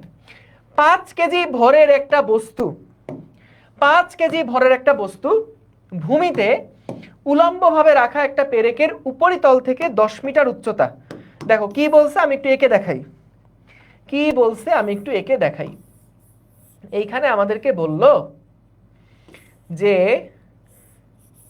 আমাদের 5 কেজি ভরের একটা বস্তু, আচ্ছা এটা হাতুড়ি নেই, এটা নাকি একটা বস্তু, বুঝছো, এটা নাকি একটা বস্তু। তো ঠিক আছে, এটাই আমাদের বস্তু। তো বস্তু কি হয়েছে? 5 কেজি ভরের। এই বস্তু হচ্ছে 5 কেজি ভরের একটা বস্তু উলম্বভাবে রাখা একটা পেরেকের উপরিতল থেকে, এই যে উপরিতল থেকে 10 মিটার উচ্চতা, উপরিতল থেকে 10 মিটার উচ্চতা থেকে স্থির অবস্থা থেকে নিচে পেরেকের উপরে পড়লো, যার ফলে পেরেকটা কি হয়েছে? পেরেকটা নাকি নিচের দিকে 10 সেন্টিমিটার ঢুকে গেছে। পেরেকটা নাকি নিচের দিকে 10 সেন্টিমিটার মানে কত? 0.1 মিটার, 0.1 মিটার নিচের দিকে ঢুকে গেছে। তাহলে মাটির গড় প্রতিরোধকারী বল কত? অর্থাৎ এই এফ এর মান কত জানতে চাইছে। এইটা আমরা একটু আগেই করলাম না, যে আমাদের এফ এক্স যেটা হবে সেটা সমান এই যে mg into h plus x divided by x. আমরা দেখো এই যে যখন উপর থেকে ফেলবো, যদি ভি বেগে মারতাম তাহলে তো half M V square plus m g h হতো, তাই না? ওকে, ঠিক আছে। তাহলে এখান থেকে আমরা m g into h plus x, m এর মান কত 5 কেজি, জি এর মান কত 9.8 ইন্টু এইচ হচ্ছে 10 আর এক্স হচ্ছে 0.1 ডিভাইডেড বাই হলো গিয়ে এক্স, এক্স এর মান কত 0.1, এক্স এর মান হচ্ছে 0.1। তাহলে এখান থেকে আমরা এফ এর যে ভ্যালুটা এইটা বের করে ফেলতে পারলাম, এইটা বের করে ফেলতে পারলাম। ঠিক আছে,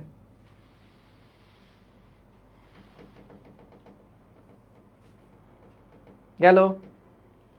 বুঝেছো কিনা দেখো।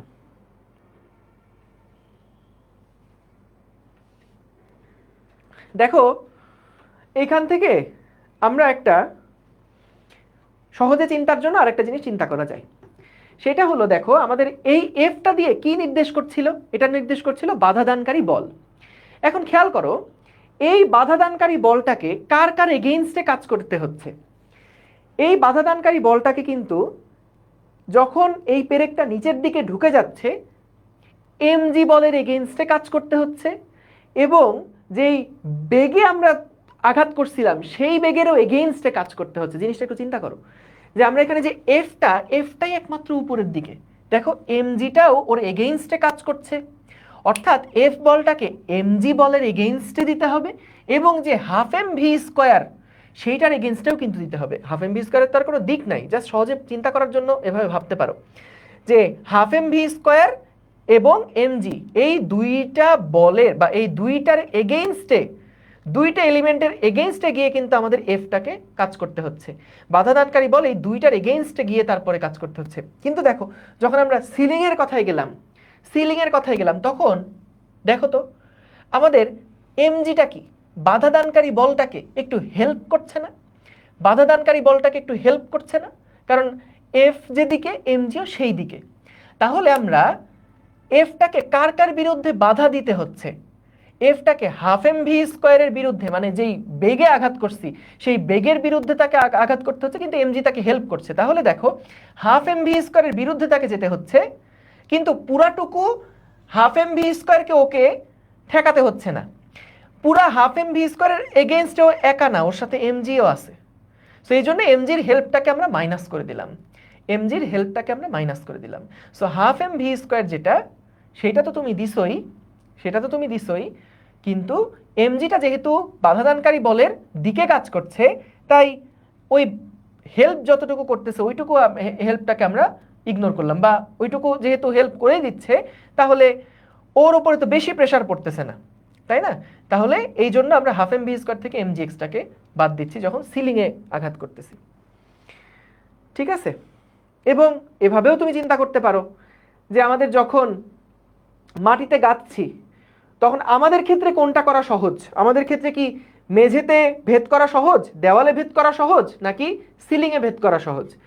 আমরা যখন কোনো একটা পেরেককে দেয়ালের ভিতরে ফুটা করব, পেরেক দিয়ে দেয়ালকে ফুটা করব, তখন আমাদের জন্য কোনটা সহজ? খেয়াল করো আমাদের জন্য কিন্তু সবচেয়ে কঠিন কোনটা? সবচেয়ে কঠিন হচ্ছে সিলিংটা সবচেয়ে কঠিন। কারণ দেখো তুমি যদি হাফ এম ভি স্কোয়ারকে এখানে আলাদা করো তাহলে দেখো হাফ এম ভি স্কোয়ার এটা তো তুমি দিচ্ছ, তোমার এইটা সমান সমান হচ্ছে f x plus m g x. Numerically দেখো যে তোমাকে যে কাজটা করতে হচ্ছে এই দুইটা বাধার এগেইনস্টে বা দুইটা বাধার বিরুদ্ধে গিয়ে তোমাকে হাফ এম ভি স্কোয়ার দেওয়া লাগছে। কিন্তু খেয়াল করো তো মেঝের ক্ষেত্রে কি হাফ এম ভি স্কোয়ার সমান কি লেখা যায়? হাফ এম ভি স্কোয়ার সমান লেখা যায় যে f x minus m g x. অর্থাৎ এখানে তোমাকে ওই এক্স পরিমাণ পেরেক গাঁথার জন্য তোমাকে কিন্তু f x plus m g x পরিমাণ এনার্জি দেওয়া লাগবে না, এম জি এক্স পরিমাণ কম এনার্জি দিলেই তুমি ওইটা গাঁথতে পারবা। এই দেখো এখানে যেমন f x plus m g x ছিল, এখানে কিন্তু f x minus m g x. ঠিক আছে, তাহলে মেঝেতে কিন্তু আমাদেরকে পেরেক গাঁথতে একটু কম কষ্ট হবে। সো তাহলে সিলিংয়ে হচ্ছে সবচেয়ে বেশি কষ্ট, তারপরে তারপরে দেয়ালে, তারপরে হচ্ছে আমাদের মেঝেতে তো সহজ, কারণ মেঝেতে এমজি আমাকে হেল্প করছে পেরেক গাঁথতে। তাহলে দুইটা কথা বললাম, একটা হচ্ছে পেরেক গাঁথতে কোনটা সহজ কঠিন, আর আরেকটা হচ্ছে বাধাদানকারী বল কখন বেশি হচ্ছে কখন কম হচ্ছে। ঠিক আছে? বুঝতে পেরেছো? হ্যাঁ, মেঝেতে ইজি, কিন্তু ফ্রিকশন ফোর্সের জন্য হার্ড। বুঝতে পেরেছি, গুড, ভেরি গুড। গেল। এইবার চলো আমরা তাহলে এই ম্যাথটা একটু সবাই তুলে ফেলো খাতায়। এই ম্যাথটা সবাই একটু তুলে ফেলবা।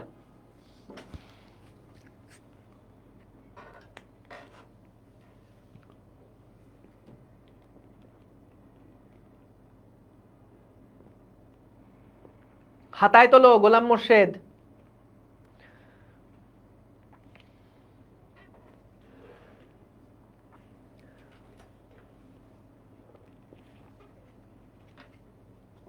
ফেসবুকে একটু দেখো তো, যারা পড়াশোনা বাদে অন্য কোনো কমেন্ট করবে ব্যান করে দিবা, সোজা ব্যান।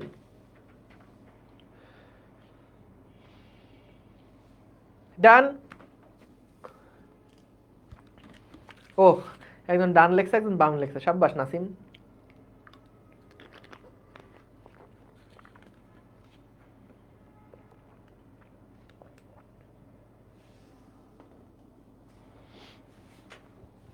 ওকে,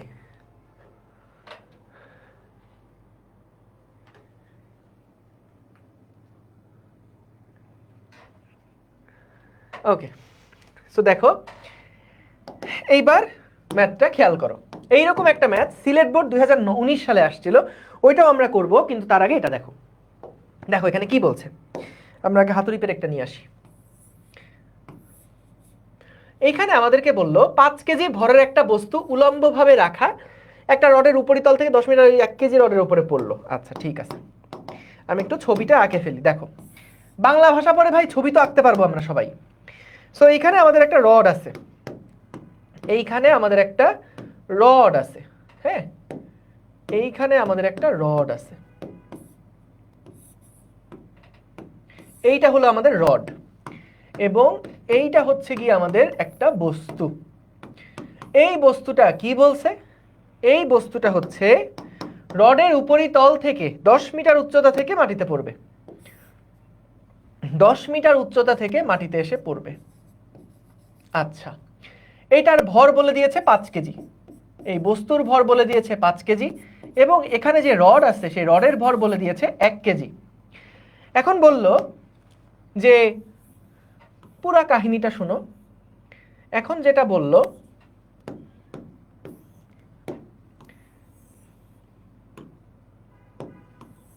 এখন যেটা বলল, যখন এটা এর সাথে নিচে এসে পড়ছে, নিচে এসে পড়ছে, হ্যাঁ, এটা যখন নিচে এসে পড়লো, পড়ার পরে সেটা মাটিতে গেঁথে গেছে কতটুকু? এইটা মাটিতে গেঁথে গিয়েছে 10 সেন্টিমিটার, মানে 0.1 মিটার, 0.1 মিটার এটা মাটিতে গেঁথে গেছে। বুঝতে পারছো? সো কি হলো দেখো, 10 মিটার উচ্চতা থেকে এটা মাটিতে পড়লো। আমি পুরো ছবিটা একটু ছোট করে ফেলি, ছবি তো বুঝছো। দেখো এখানে কি হয়েছে, যে 1 কেজি ভরের একটা রড ছিল, হ্যাঁ, এই 1 কেজি ভরের রডের মাথা থেকে 10 মিটার উচ্চতা থেকে 5 কেজি ভরের একটা বস্তুকে আমি ছেড়ে দিছি।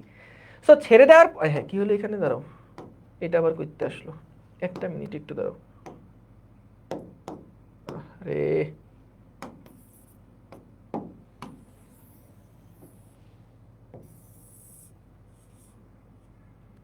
ওকে, দেখো তো কি হলো এখানে, 5 কেজি ভরের একটা বস্তু এই রডের মাথা থেকে 10 মিটার উচ্চতা থেকে ছেড়ে দেওয়া হলো। সো এই 5 কেজি ভরের বস্তুটা ঠাস করে এই রডের মাথার উপরে এসে পড়বে একটা নির্দিষ্ট বেগে, এবং তারপরে এই নির্দিষ্ট বেগ নিয়ে পুরা সিস্টেমটা কিন্তু এই মাটির ভিতরে ভেদ করবে। তো কোনটার মান কত, এগুলো সব আমাদের কাছে দেওয়া আছে। তাহলে আমাদের আগে কি বের করা লাগবে বলো? যেহেতু এবার আমাদের যার উপরে পড়ছে সেইটার ভর তো আমরা আর নগণ্য চিন্তা করব না, সেইটার ভর কি আমরা নগণ্য চিন্তা করব? করব না। সো এখন রডের ভর আর নগণ্য হবে না, তাহলে আমাকে এখন ভরবেগের সংরক্ষণশীলতা থেকে আগে বের করতে হবে মিলিত বস্তুর বেগটা কত। তাহলে আসো আগে হিসাব করি, যে 5 কেজি ভরের বস্তু, 5 কেজি ভর 10 মিটার নিচে নামার পর বেগ কত? নিচে নামার পরে নিচে নামার পর বেগ কত? সর বেগ হচ্ছে ভি স্কোয়ার সমান সমান ইউ স্কোয়ার প্লাস 2g10। তাহলে ভি এর যে মান এটা সমান সমান কি হবে? √2 ইন্টু জি ইন্টু 10। তাহলে এটা হচ্ছে এই বেগ, তাই তো? এই বেগে আমরা ছুড়ে মারছি, বা এই বেগে এটা রডের উপরে এসে আঘাত করবে। এখন দেখো এই বেগে বস্তুটি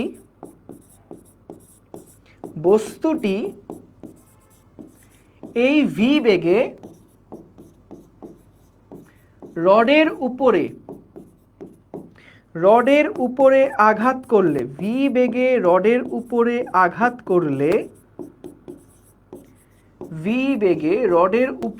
আঘাত করলে, বস্তুটি এই ভি বেগে রডের উপরে আঘাত করলে রড এবং বস্তুর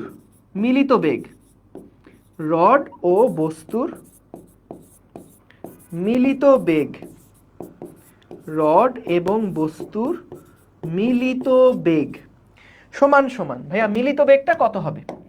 মিলিত বেগটা হবে, আমাদের এটা হলো বস্তুর ভর ইনটু আমাদের যেই ক্যাপিটাল ভি প্লাস হচ্ছে আমাদের রডের ভর ইনটু আদিবেগ তো 0 capital M plus small m into মিলিত বেগ ভি।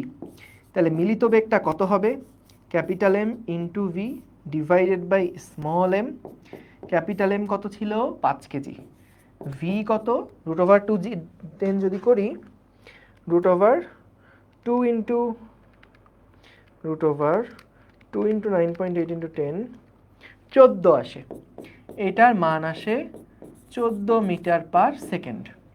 তাহলে এখানে আসবে 14 ডিভাইডেড বাই স্মল এম কত? ডিভাইডেড বাই স্মল এমটা কত? ও না সরি, এখানে তো একটাই আসবে না। ভি সমান সমান small m plus capital M. তাহলে এটা হবে কত? 5 প্লাস 1। তাহলে 5 14 70 ডিভাইডেড বাই 6, এটা আসে 11.66। একটু সুন্দর মান নেই, 35/3।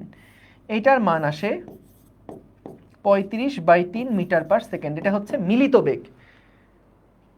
হ্যাঁ, ওকে, ঠিক আছে। না না, স্লাইডের উপরে এফআরবি লেখা, এটা এফআরবিতে এই ম্যাথটা করাইছিলাম, এই জন্য বাবা ওইটা নিয়ে চলে আসছি, বুঝছো?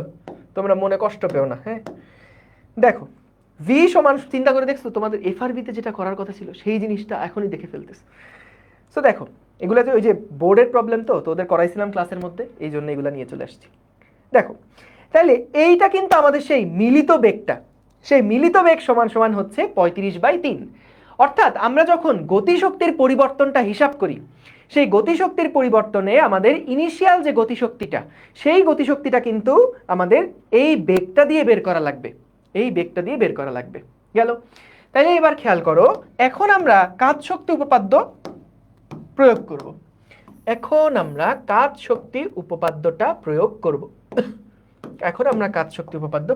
দেখো তাহলে এখন আমরা যদি কাজ শক্তি উপপাদ্য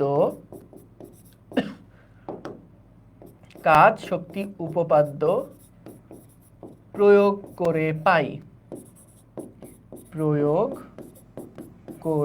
পাই। হ্যাঁ, কাজ শক্তি উপপাদ্য প্রয়োগ করে পাই। দেখো খেয়াল করো যে এইখানে আমাদের পুরা সিস্টেমের উপরে কি কি বল কাজ করছে। একটা হলো বাধাদানকারী বল এফ এক্স কজ 180 ডিগ্রি, তাই না?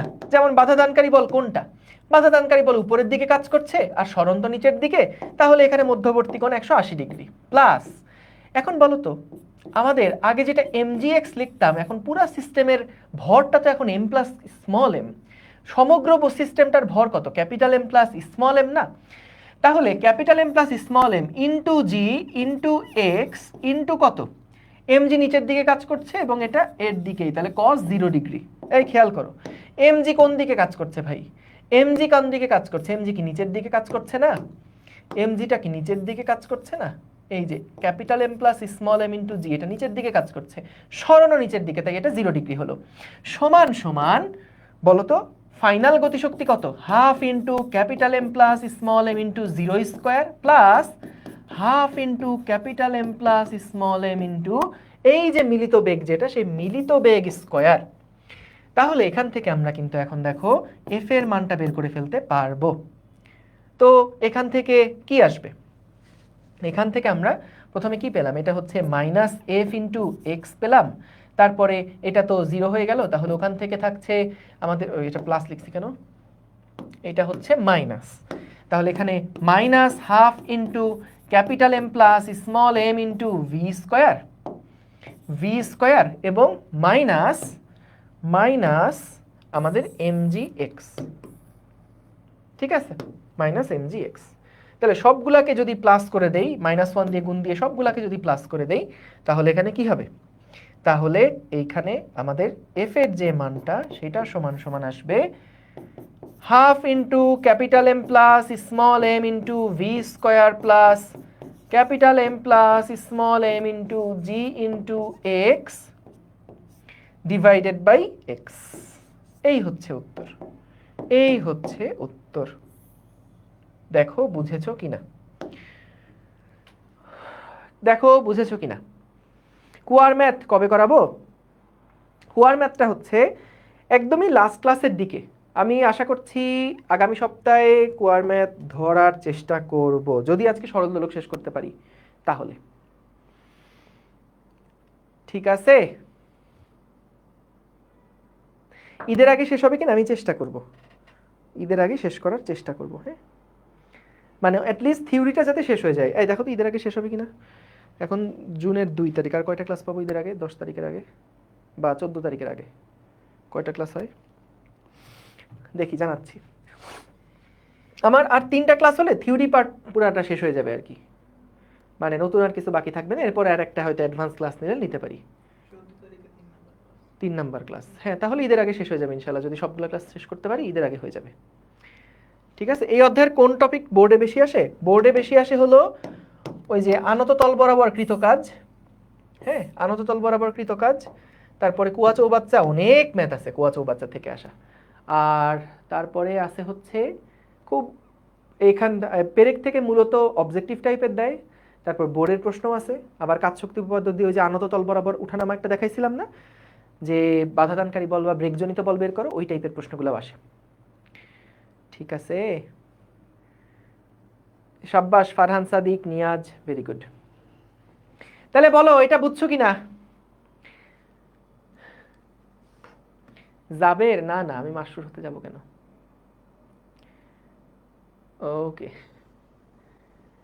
ঠিক আছে ঠিক আছে। হ্যাঁ, তাহলে আসো কাজ শক্তিটা আমরা আরেকবার বোঝাই, আরেকবার পুরাটা আরেকবার রিক্যাপ করি। তো দেখো 1 কেজি ভরের একটা বস্তু, তার মাথা থেকে 10 মিটার উপর থেকে আমরা 5 কেজি ভরের একটা বস্তুকে ছেড়ে দিছি।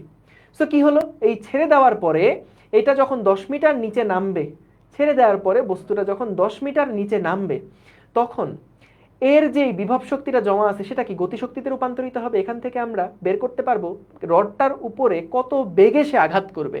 তাহলে ওইটা আমরা বের করছি, রডের উপরে 14 মিটার পার সেকেন্ড বেগে সে আঘাত করবে। এখন বলল যে যখন আঘাত করবে তখন তো এটা ভেদ করা শুরু করবে, কিন্তু কি এটা একটা মিলিত বস্তু হয়ে গেছে না, তাহলে মিলিত বস্তুটা নিয়ে কিন্তু এখন মাটির নিচে ঢোকা শুরু করবে। তাহলে মিলিত বস্তুর যেই বেগটা সেটা আমরা ভরবেগের সংরক্ষণশীলতা থেকে বের করলাম, এবং তারপরে একদম আগের ম্যাথ, কিন্তু জাস্ট পার্থক্যটা কোথায়, এখন ভর শুধু আমরা হাতুড়ির ভর নিব না, এখন আমরা কিন্তু হাতুড়ি প্লাস যে রড সেটার ভর সম্পূর্ণটা আমাদের নিয়ে ক্যালকুলেট করা লাগবে। তাহলে কাজ শক্তি উপপাদ্য প্রয়োগ করে খেয়াল করো, আমরা এখান থেকে পেলাম এটা হচ্ছে আমাদের কোনটা, ওই এফ বল দ্বারা যে কৃত কাজ বা বাধাদানকারী বল দ্বারা কৃত কাজ, এটা হলো এমজি বল দ্বারা কৃত কাজ, এবং তারপরে গতিশক্তির পরিবর্তন। এখান থেকে আমরা তারপরে তার সিম্পলি এটা বের করলাম। বুঝছি তাহলে, বুঝছি, গুড। শোনো, তোমাদের যে সিলেবাস এখন পর্যন্ত আমাদের হাতে, আমি যদি একটু বলি, ধরো তোমাদের যদি এপ্রিল মাসে পরীক্ষা হয়, একদম ওয়ার্স্ট কেস সিনারিও হচ্ছে এপ্রিল মাসের 1 তারিখে তোমাদের এইচএসসি পরীক্ষা।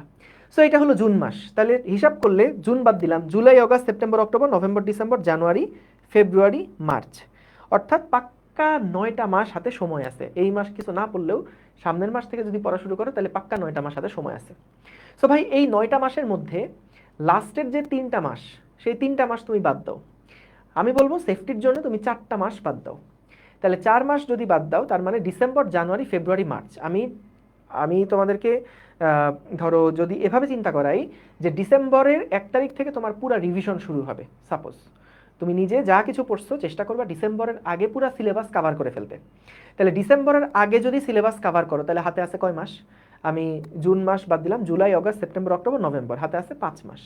সো চেষ্টা করবা যাদের মোটামুটি সিলেবাস 20%, 30% শেষ হয়েছে, 30% শেষ হয়েছে যাদের, বা 20% শেষ হয়েছে যাদের, চেষ্টা করো যাতে করে নভেম্বরের মধ্যে পুরো সিলেবাস কভার করে ফেলা যায়। হ্যাঁ, নভেম্বরের মধ্যে পুরো সিলেবাস কভার করে ফেলা যায়। হ্যাঁ, তাহলে এই মাস ছুটি নিব না, এই মাস ছুটি নিও না, এই মাসটা রাখতে বললাম কারণ এটা বোনাস। কিন্তু এমনভাবে প্ল্যান করো যে ভাই আমি সামনের একটা মাসে আমার ফিজিক্সের এখন বাকি আছে, অ্যাটলিস্ট তুমি দেখবা যে আমাদের সাইকেল অনুযায়ী যদি পড়াগুলা শেষ করে ফেলতে পারো, যেই চ্যাপ্টারে আসি আগের চ্যাপ্টারগুলো যেভাবে পড়ানো হয়েছে ওগুলো যদি শেষ করে আসতে পারো তাহলে তোমার নভেম্বরের অনেক আগেই সিলেবাস আসলে শেষ হয়ে যাবে। কিন্তু তুমি যদি এখন ওই এরকম হয় যে ভাই আমি আগের পড়াগুলো বাদ আছে, বাদ থাকতেই পারে, কিন্তু চেষ্টা করো তাহলে ওই 5 মাসের মধ্যে একটা প্ল্যান সেট করে ফেলার, যে কোনোভাবেই আমি ডিসেম্বরের 1 তারিখে নতুন পড়া আর পড়বো না। ডিসেম্বরের 1 তারিখ থেকে থরলি রিভিশন হবে, খালি টেস্ট পেপার সলভিং বলো, সিকিউ সলভিং বলো, লাগলে তখন আমি প্রশ্ন ব্যাংকের মধ্যেও চলে যাব। আমার যদি নভেম্বরের মধ্যে পুরো সিলেবাস শেষ করা হয়ে থাকে তাহলে আমার ডিসেম্বরের 1 তারিখে যদি আমি তোমার বুয়েটের প্রশ্ন ব্যাংক নিয়ে বসি বা ঢাকা ভার্সিটি সিকেরুয়েটের প্রশ্ন ব্যাংক নিয়ে বসি তাহলে তো কোনো অসুবিধা নাই। 1 মাস তুমি প্রশ্ন ব্যাংক ধরে অ্যাডমিশনের পড়াশোনা আগায় রাখলা, তারপরে জানুয়ারি থেকে আবার টেস্ট পেপার সলভিং করা শুরু করলা, কোনো অসুবিধা নেই।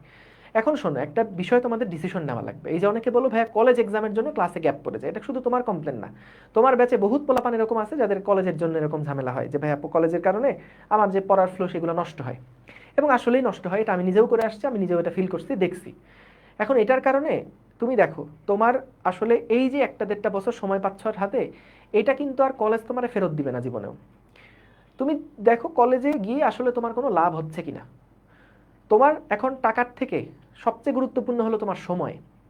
তোমার কাছে যদি মনে হয় যে কলেজে আমি জরিমানা দেওয়ার ভয়ে কয়েকটা টাকা বাঁচানোর জন্য আমি আমার সময়টা নষ্ট করতেছি, তাইলে ভাই কলেজে যাও না। মানে এটা খুব বড় ভাই হিসেবে আমি তোমাদের ফ্র্যাঙ্কলি একটা সাজেশন দিলাম। কেন দিলাম তোমরা নিজেরাই অলরেডি এর মধ্যে বুঝে গেছো যে আসলে কলেজে গেলে আদৌ পড়াশোনা হচ্ছে কিনা, বা হলেও কি সেটা কম্প্রিহেন্সিভলি হচ্ছে কিনা, যে একটা চ্যাপ্টার যখন পড়াচ্ছে তখন কি আসলেই পর্যাপ্ত যেই টপিকগুলো দেখানো দরকার সেগুলোকে আসলে দেখানোর সময় হচ্ছে কিনা। অনেকগুলো কলেজে যে বলতেছো ক্লাসই হয় না, শুধু শুধু যাওয়া আসা। তো তাহলে এরকম যদি অবস্থা হয় তাহলে কলেজে গিয়ে খালি খালি সময় নষ্ট করতেছো। তাহলে ওই সময়টা তুমি যদি আসলেই বাসায় বসে অনলাইনে ক্লাস করো বা রেকর্ড ক্লাসগুলো বা আগের গ্যাপ যেগুলো আছে সেইগুলো যদি রিভাইজ করতে থাকো তাহলে তো কোনো অসুবিধা নেই, তাহলে তো বরং আরও লাভ। তাহলে ওই কাজ আমি কেন করবো না? সো এই জন্য ডিরেক্ট একটা ডিসিশন নাও, স্ট্রেট ফরওয়ার্ড একটা ডিসিশন নাও, যে কোনো একটা। আমি বলতেছি না যে ভাইয়া কলেজ বাদ দাও। তোমার কলেজ যদি এরকম হয় যেখানে পড়াশোনা হয় না, যেখানে একটা চ্যাপ্টার যেখানে 7-8টা লেকচার লাগে সেখানে 3টা লেকচারে শেষ করাই দিচ্ছে, তুমি নিজেই বুঝতে পারতেছো যে ওইটা আসলে কতটুকু ভালো হচ্ছে তোমার জন্য। সো যদি তুমি সিনসিয়ার থাকো তাহলে চেষ্টা করো যে না আমি যেভাবেই হোক অনলাইনে ক্লাসগুলোকে প্রায়োরিটি নাম্বার 1-এ রাখবো, এবং তারপরে সেকেন্ডারি অপশন হচ্ছে কলেজ। বুঝতে পারছো? হ্যাঁ, কলেজের এক্সামের পড়া পড়তে হয়। সো কলেজের এক্সামের পড়া যখন পড়বা তখন টার্গেট রাখবা যে আমার যদি কাজশক্তি ক্ষমতা অধ্যায়টা কলেজ এক্সামে থাকে তাহলে কাজশক্তি অধ্যায়টা আমি এফআরবি থেকে শেষ করব, আমার সাইকেল থেকে শেষ করব। যদি এরকম হয় যে ভাই আমার কলেজে আমার হচ্ছে ধরো স্থিরতড়িৎ পরীক্ষা, কিন্তু আমার স্থিরতড়িৎ অধ্যায় পড়া হয় নাই, আমার কলেজে ভৌতালোক বিজ্ঞান অধ্যায়ও আছে। শোনো একটা কথা বলি, তোমার কলেজে মনে করো স্থিরতড়িৎ অধ্যায়ও আছে, ভৌতালোক বিজ্ঞান অধ্যায়ও আছে, তোমার প্রায়োরিটি থাকবে যেহেতু আমাদের সাইকেলে স্থিরতড়িৎ অধ্যায়টা পড়ানো শেষ, তাহলে স্থিরতড়িৎটা আগে ভালো মতন শেষ করো। তোমার কলেজের সিলেবাস 100% পড়ে নিয়ে তারপরে কলেজের পরীক্ষা দিতে যাওয়ার দরকার নাই, যদি তুমি পিছায় থাকো। সেটার জন্য বলতেছি যে আমার কলেজে পরীক্ষা যত পার্সেন্ট সিলেবাস, আমার 100% সিলেবাস শেষ করার দরকার নাই। তুমি যদি 50% সিলেবাস টার্গেট করে পরীক্ষা দাও, চেষ্টা করবে 50% যাতে করে পারফেক্টলি শেষ হয়, মানে আমাদের এই সাইকেলের ক্লাসগুলো করে যাতে করে শেষ হয়। যাতে করে একবার হলেও শেষ হয়। বুঝতে পারছো?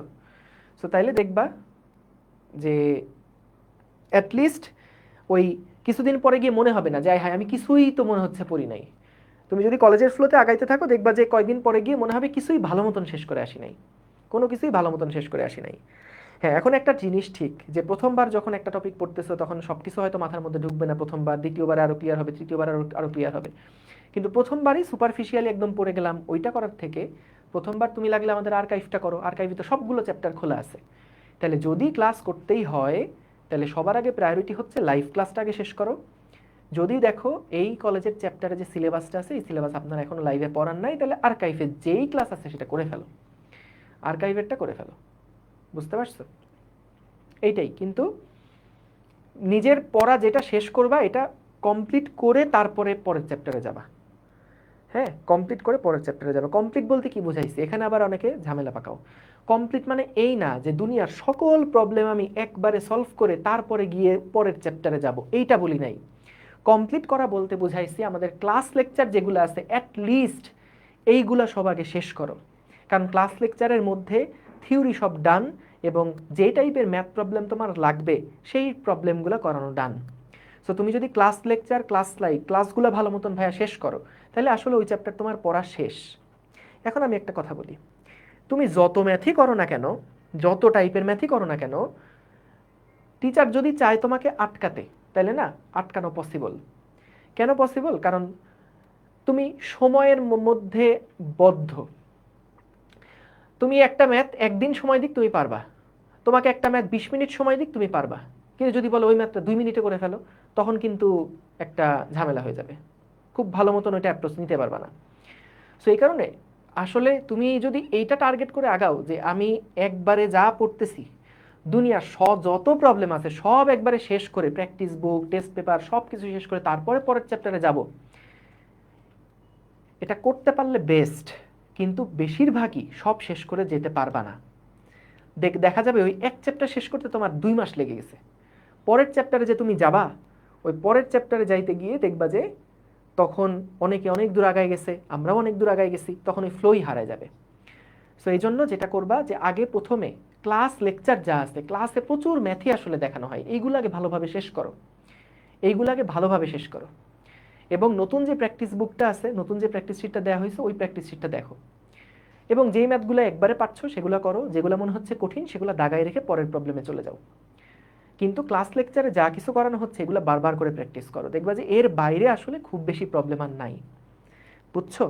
সো ক্লাস প্র্যাকটিস করার টাইমটা দেওয়া লাগবে, প্র্যাকটিস না করলে আসলে হবে না, কিন্তু প্র্যাকটিসের একটা লিমিট রাখা লাগবে ভাইয়া। এটা আমার ভুল বুঝো না যে আমি প্র্যাকটিস করতে মানা করতেছি, জীবনেও না। প্র্যাকটিস না করলে পরীক্ষার হলে কিচ্ছু পারবা না, প্র্যাকটিস লাগবেই, কিন্তু প্র্যাকটিসটাও একটা লিমিটের মধ্যে রেখে তারপরে। কারণ তোমাদের এখন যাদের সিলেবাস অনেক বাকি আছে বা যারা একদম প্রথম থেকে পড়া শুরু করো নাই, যারা মাঝখানে একটু গ্যাপ দিছো, একটু হেলাফেলা করছো, তারা যদি এখন মনে করো যে না আমি একবার এক চ্যাপ্টার ধরলাম, দুনিয়ার যত প্রবলেম আছে সব শেষ করে তারপরে পরের চ্যাপ্টারে যাবো, এটা করতে গেলে এখন হবে না। তুমি আগে ক্লাস লেকচারে যা আছে এগুলো বারবার করে দেখো, বারবার করে প্র্যাকটিস করো, নিজের স্পিড বাড়াও এবং তারপরে একদম সহজ সলিউশন হচ্ছে যে কোনো একটা টেক্সট বই তো তোমার বাসায় আছে, ওই একটা টেক্সট বই ভালো মতন শেষ করে ফেলো। যাও আরও সহজ করে দিলাম, একটা টেক্সট বই আর কয়টা ম্যাথ আছে ওই ম্যাথগুলো ভালো মতন প্র্যাকটিস করো, তারপরে পরের চ্যাপ্টারে চলে যাও, ডান। কারণ প্র্যাকটিস বুকে তো আসলে অনেক প্রবলেম। সো প্র্যাকটিস বুকও দেখতে পারো, প্র্যাকটিস বুক দেখতে দেখতে যদি মনে হয় না এই প্রবলেমটা কঠিন, বুঝতেছিই না ভাইয়া কোনোভাবে, তাহলে বাদ দাও, পরের প্রবলেমে যাও। ওগুলো দাগায় রাখো, দাগায় রাখো, পরে ওইগুলো আমাদের ডিসকাশন গ্রুপে দাও বা আমাদের রননের ডাউট সলভে দাও, যে কোনো একটাই করতে পারো, কোনো অসুবিধা নেই। কিন্তু যেটা বলছি যে ওই একটা প্র্যাকটিস করতে বসলাম বা পুরা চ্যাপ্টার একদম সব শেষ করে তারপর আগাবো, যদি এটা করতে পারো ভাই তাহলে বেস্ট। আমি আবারও বলতেছি, যদি সব প্রবলেম শেষ করে টেস্ট পেপার শেষ করে প্র্যাকটিস বুক শেষ করে তারপরে পরেরটায় যেতে পারো তাহলে বেস্ট। কিন্তু তোমাদের দেখতে হবে সময় পাচ্ছ কিনা, যদি সময় না পাও তাহলে ওইটুকুই প্র্যাকটিস করে পরের চ্যাপ্টারে চলে যাও, ঠিক আছে? বুঝতেছি না কোনোভাবে, এমন ম্যাথ প্রায়ই পাই। এমন ম্যাথ যদি প্রায়ই পাও তাহলে সলভটা শিখে নিবা, সলভটা শিখে নিবা, তাইলেই হইলো, কোনো অসুবিধা নাই, ঠিক আছে? এমসিকিউ সলভ করার টিপস দেখো, এমসিকিউ সলভটা আসলে কি জানো, এইটা না তুমি একটা কাজ করবা, বইয়ের লাস্টে যে এমসিকিউ প্রবলেমগুলো আছে না ঘড়ি ধরে সেগুলো সলভ করবা। প্রত্যেকটা এমসিকিউতে 30 সেকেন্ড করে সময় নিয়ে, ধরো তোমার বইয়ের লাস্টে আছে হলো 100টা এমসিকিউ, তুমি কি করবা 50 মিনিটের একটা স্টপ ওয়াচ সেট করবা। 50 মিনিটের স্টপ ওয়াচ সেট করে ওই যতগুলো এমসিকিউ আছে সবগুলো সলভ করবা। অনেক ভুল যাবে, অনেকগুলো এমসিকিউ দেখবা যে ভাইয়া আমি সময় লাগতো পারি নাই তাই পরেরটায় চলে গেছি, এরকম হবে। এটা হোক। দেখো আমাদের সেই জিনিসই ভয় লাগে যেই জিনিস আমরা প্র্যাকটিস কম করি। আমি একবার আমাদের ক্লাসে, বুঝছো, আইবি এর ক্লাসে আমাদের একজন স্টুডেন্ট জিজ্ঞেস করছে যে স্যার আমার প্রেজেন্টেশন দিতে অনেক ভয় লাগে, তাহলে স্যার কি করব? প্রেজেন্টেশন দিতে অনেক ভয় লাগে। তো স্বাভাবিক, দেখা গেছে ও পড়ছে ইঞ্জিনিয়ারিং, ওর অত প্রেজেন্টেশন লাগে নাই, ও খাতা কলমে ম্যাথ করে আসছে প্রচুর, কিন্তু ওর ওই যে মানুষের সামনে প্রেজেন্ট করা, প্রেজেন্টেশন দেওয়া, এই জিনিসগুলো ওর এত অভ্যাস নাই। তো স্বাভাবিকভাবে জিজ্ঞেস করছে যে স্যার আপনারা তো সুন্দর প্রেজেন্টেশন দেন, স্যার আমার কিছু টিপস দেন আমি কিভাবে প্রেজেন্টেশন ভালো করতে পারি। স্যার বলছে যে দেখো প্রেজেন্টেশন আমারও দিতে ভয় লাগতো, আমি তখন কি করতাম, ওই আয়নার সামনে দাঁড়ায় নিজে নিজে প্র্যাকটিস করতাম, এবং যত বেশি আমি প্র্যাকটিস করতাম আমি দেখতাম যখন ক্লাসরুমে এসে প্রেজেন্টেশন দিতাম আমার কাছে তত কম ভয় লাগতো, তত আমার কাছে ইজি লাগতো। ব্যাপারগুলো না প্রত্যেকটা জায়গাতেই এরকম, প্রত্যেকটা জায়গাতে এরকম। তোমার দুর্বলতা যেই জায়গাতে আছে সেই জায়গাটা নিয়ে তুমি যদি কাজ করো, সময় দাও, তাহলে ওইটার দুর্বলতা থাকে না, ওইটাই তোমার একটা স্ট্রেংথ হয়ে যাবে। তুমি ধরো যেই ক্রিকেটার যেই বলে বারবার আউট হয়, ও যদি বারবার ওই বলটা খেলা ভালো মতো প্র্যাকটিস করে, ধরো সে 160-এর বল খেলতে পারে না, 150-এর বল আসলেও খেলতে পারে না, এখন ও যদি প্র্যাকটিসের সময় ওই 150-এর বল বা 160-এর বল বারবার বারবার বারবার করে খেলতেছে খেলতেছে খেলতেছে খেলতেছে প্র্যাকটিস করতেছে, তাহলে কিন্তু ও যখন মেইন ম্যাচে যাবে ওর কাছে ওই বলগুলো তখন সহজ হয়ে যাবে। সো এটাই কাহিনী, কিন্তু এটাই কাহিনী, বুঝতে পারছো? বুয়েট আর আইবিএতে একসাথে ক্লাস করতাম না তো, হাই হাই, এটা করাও যায় না কখনো।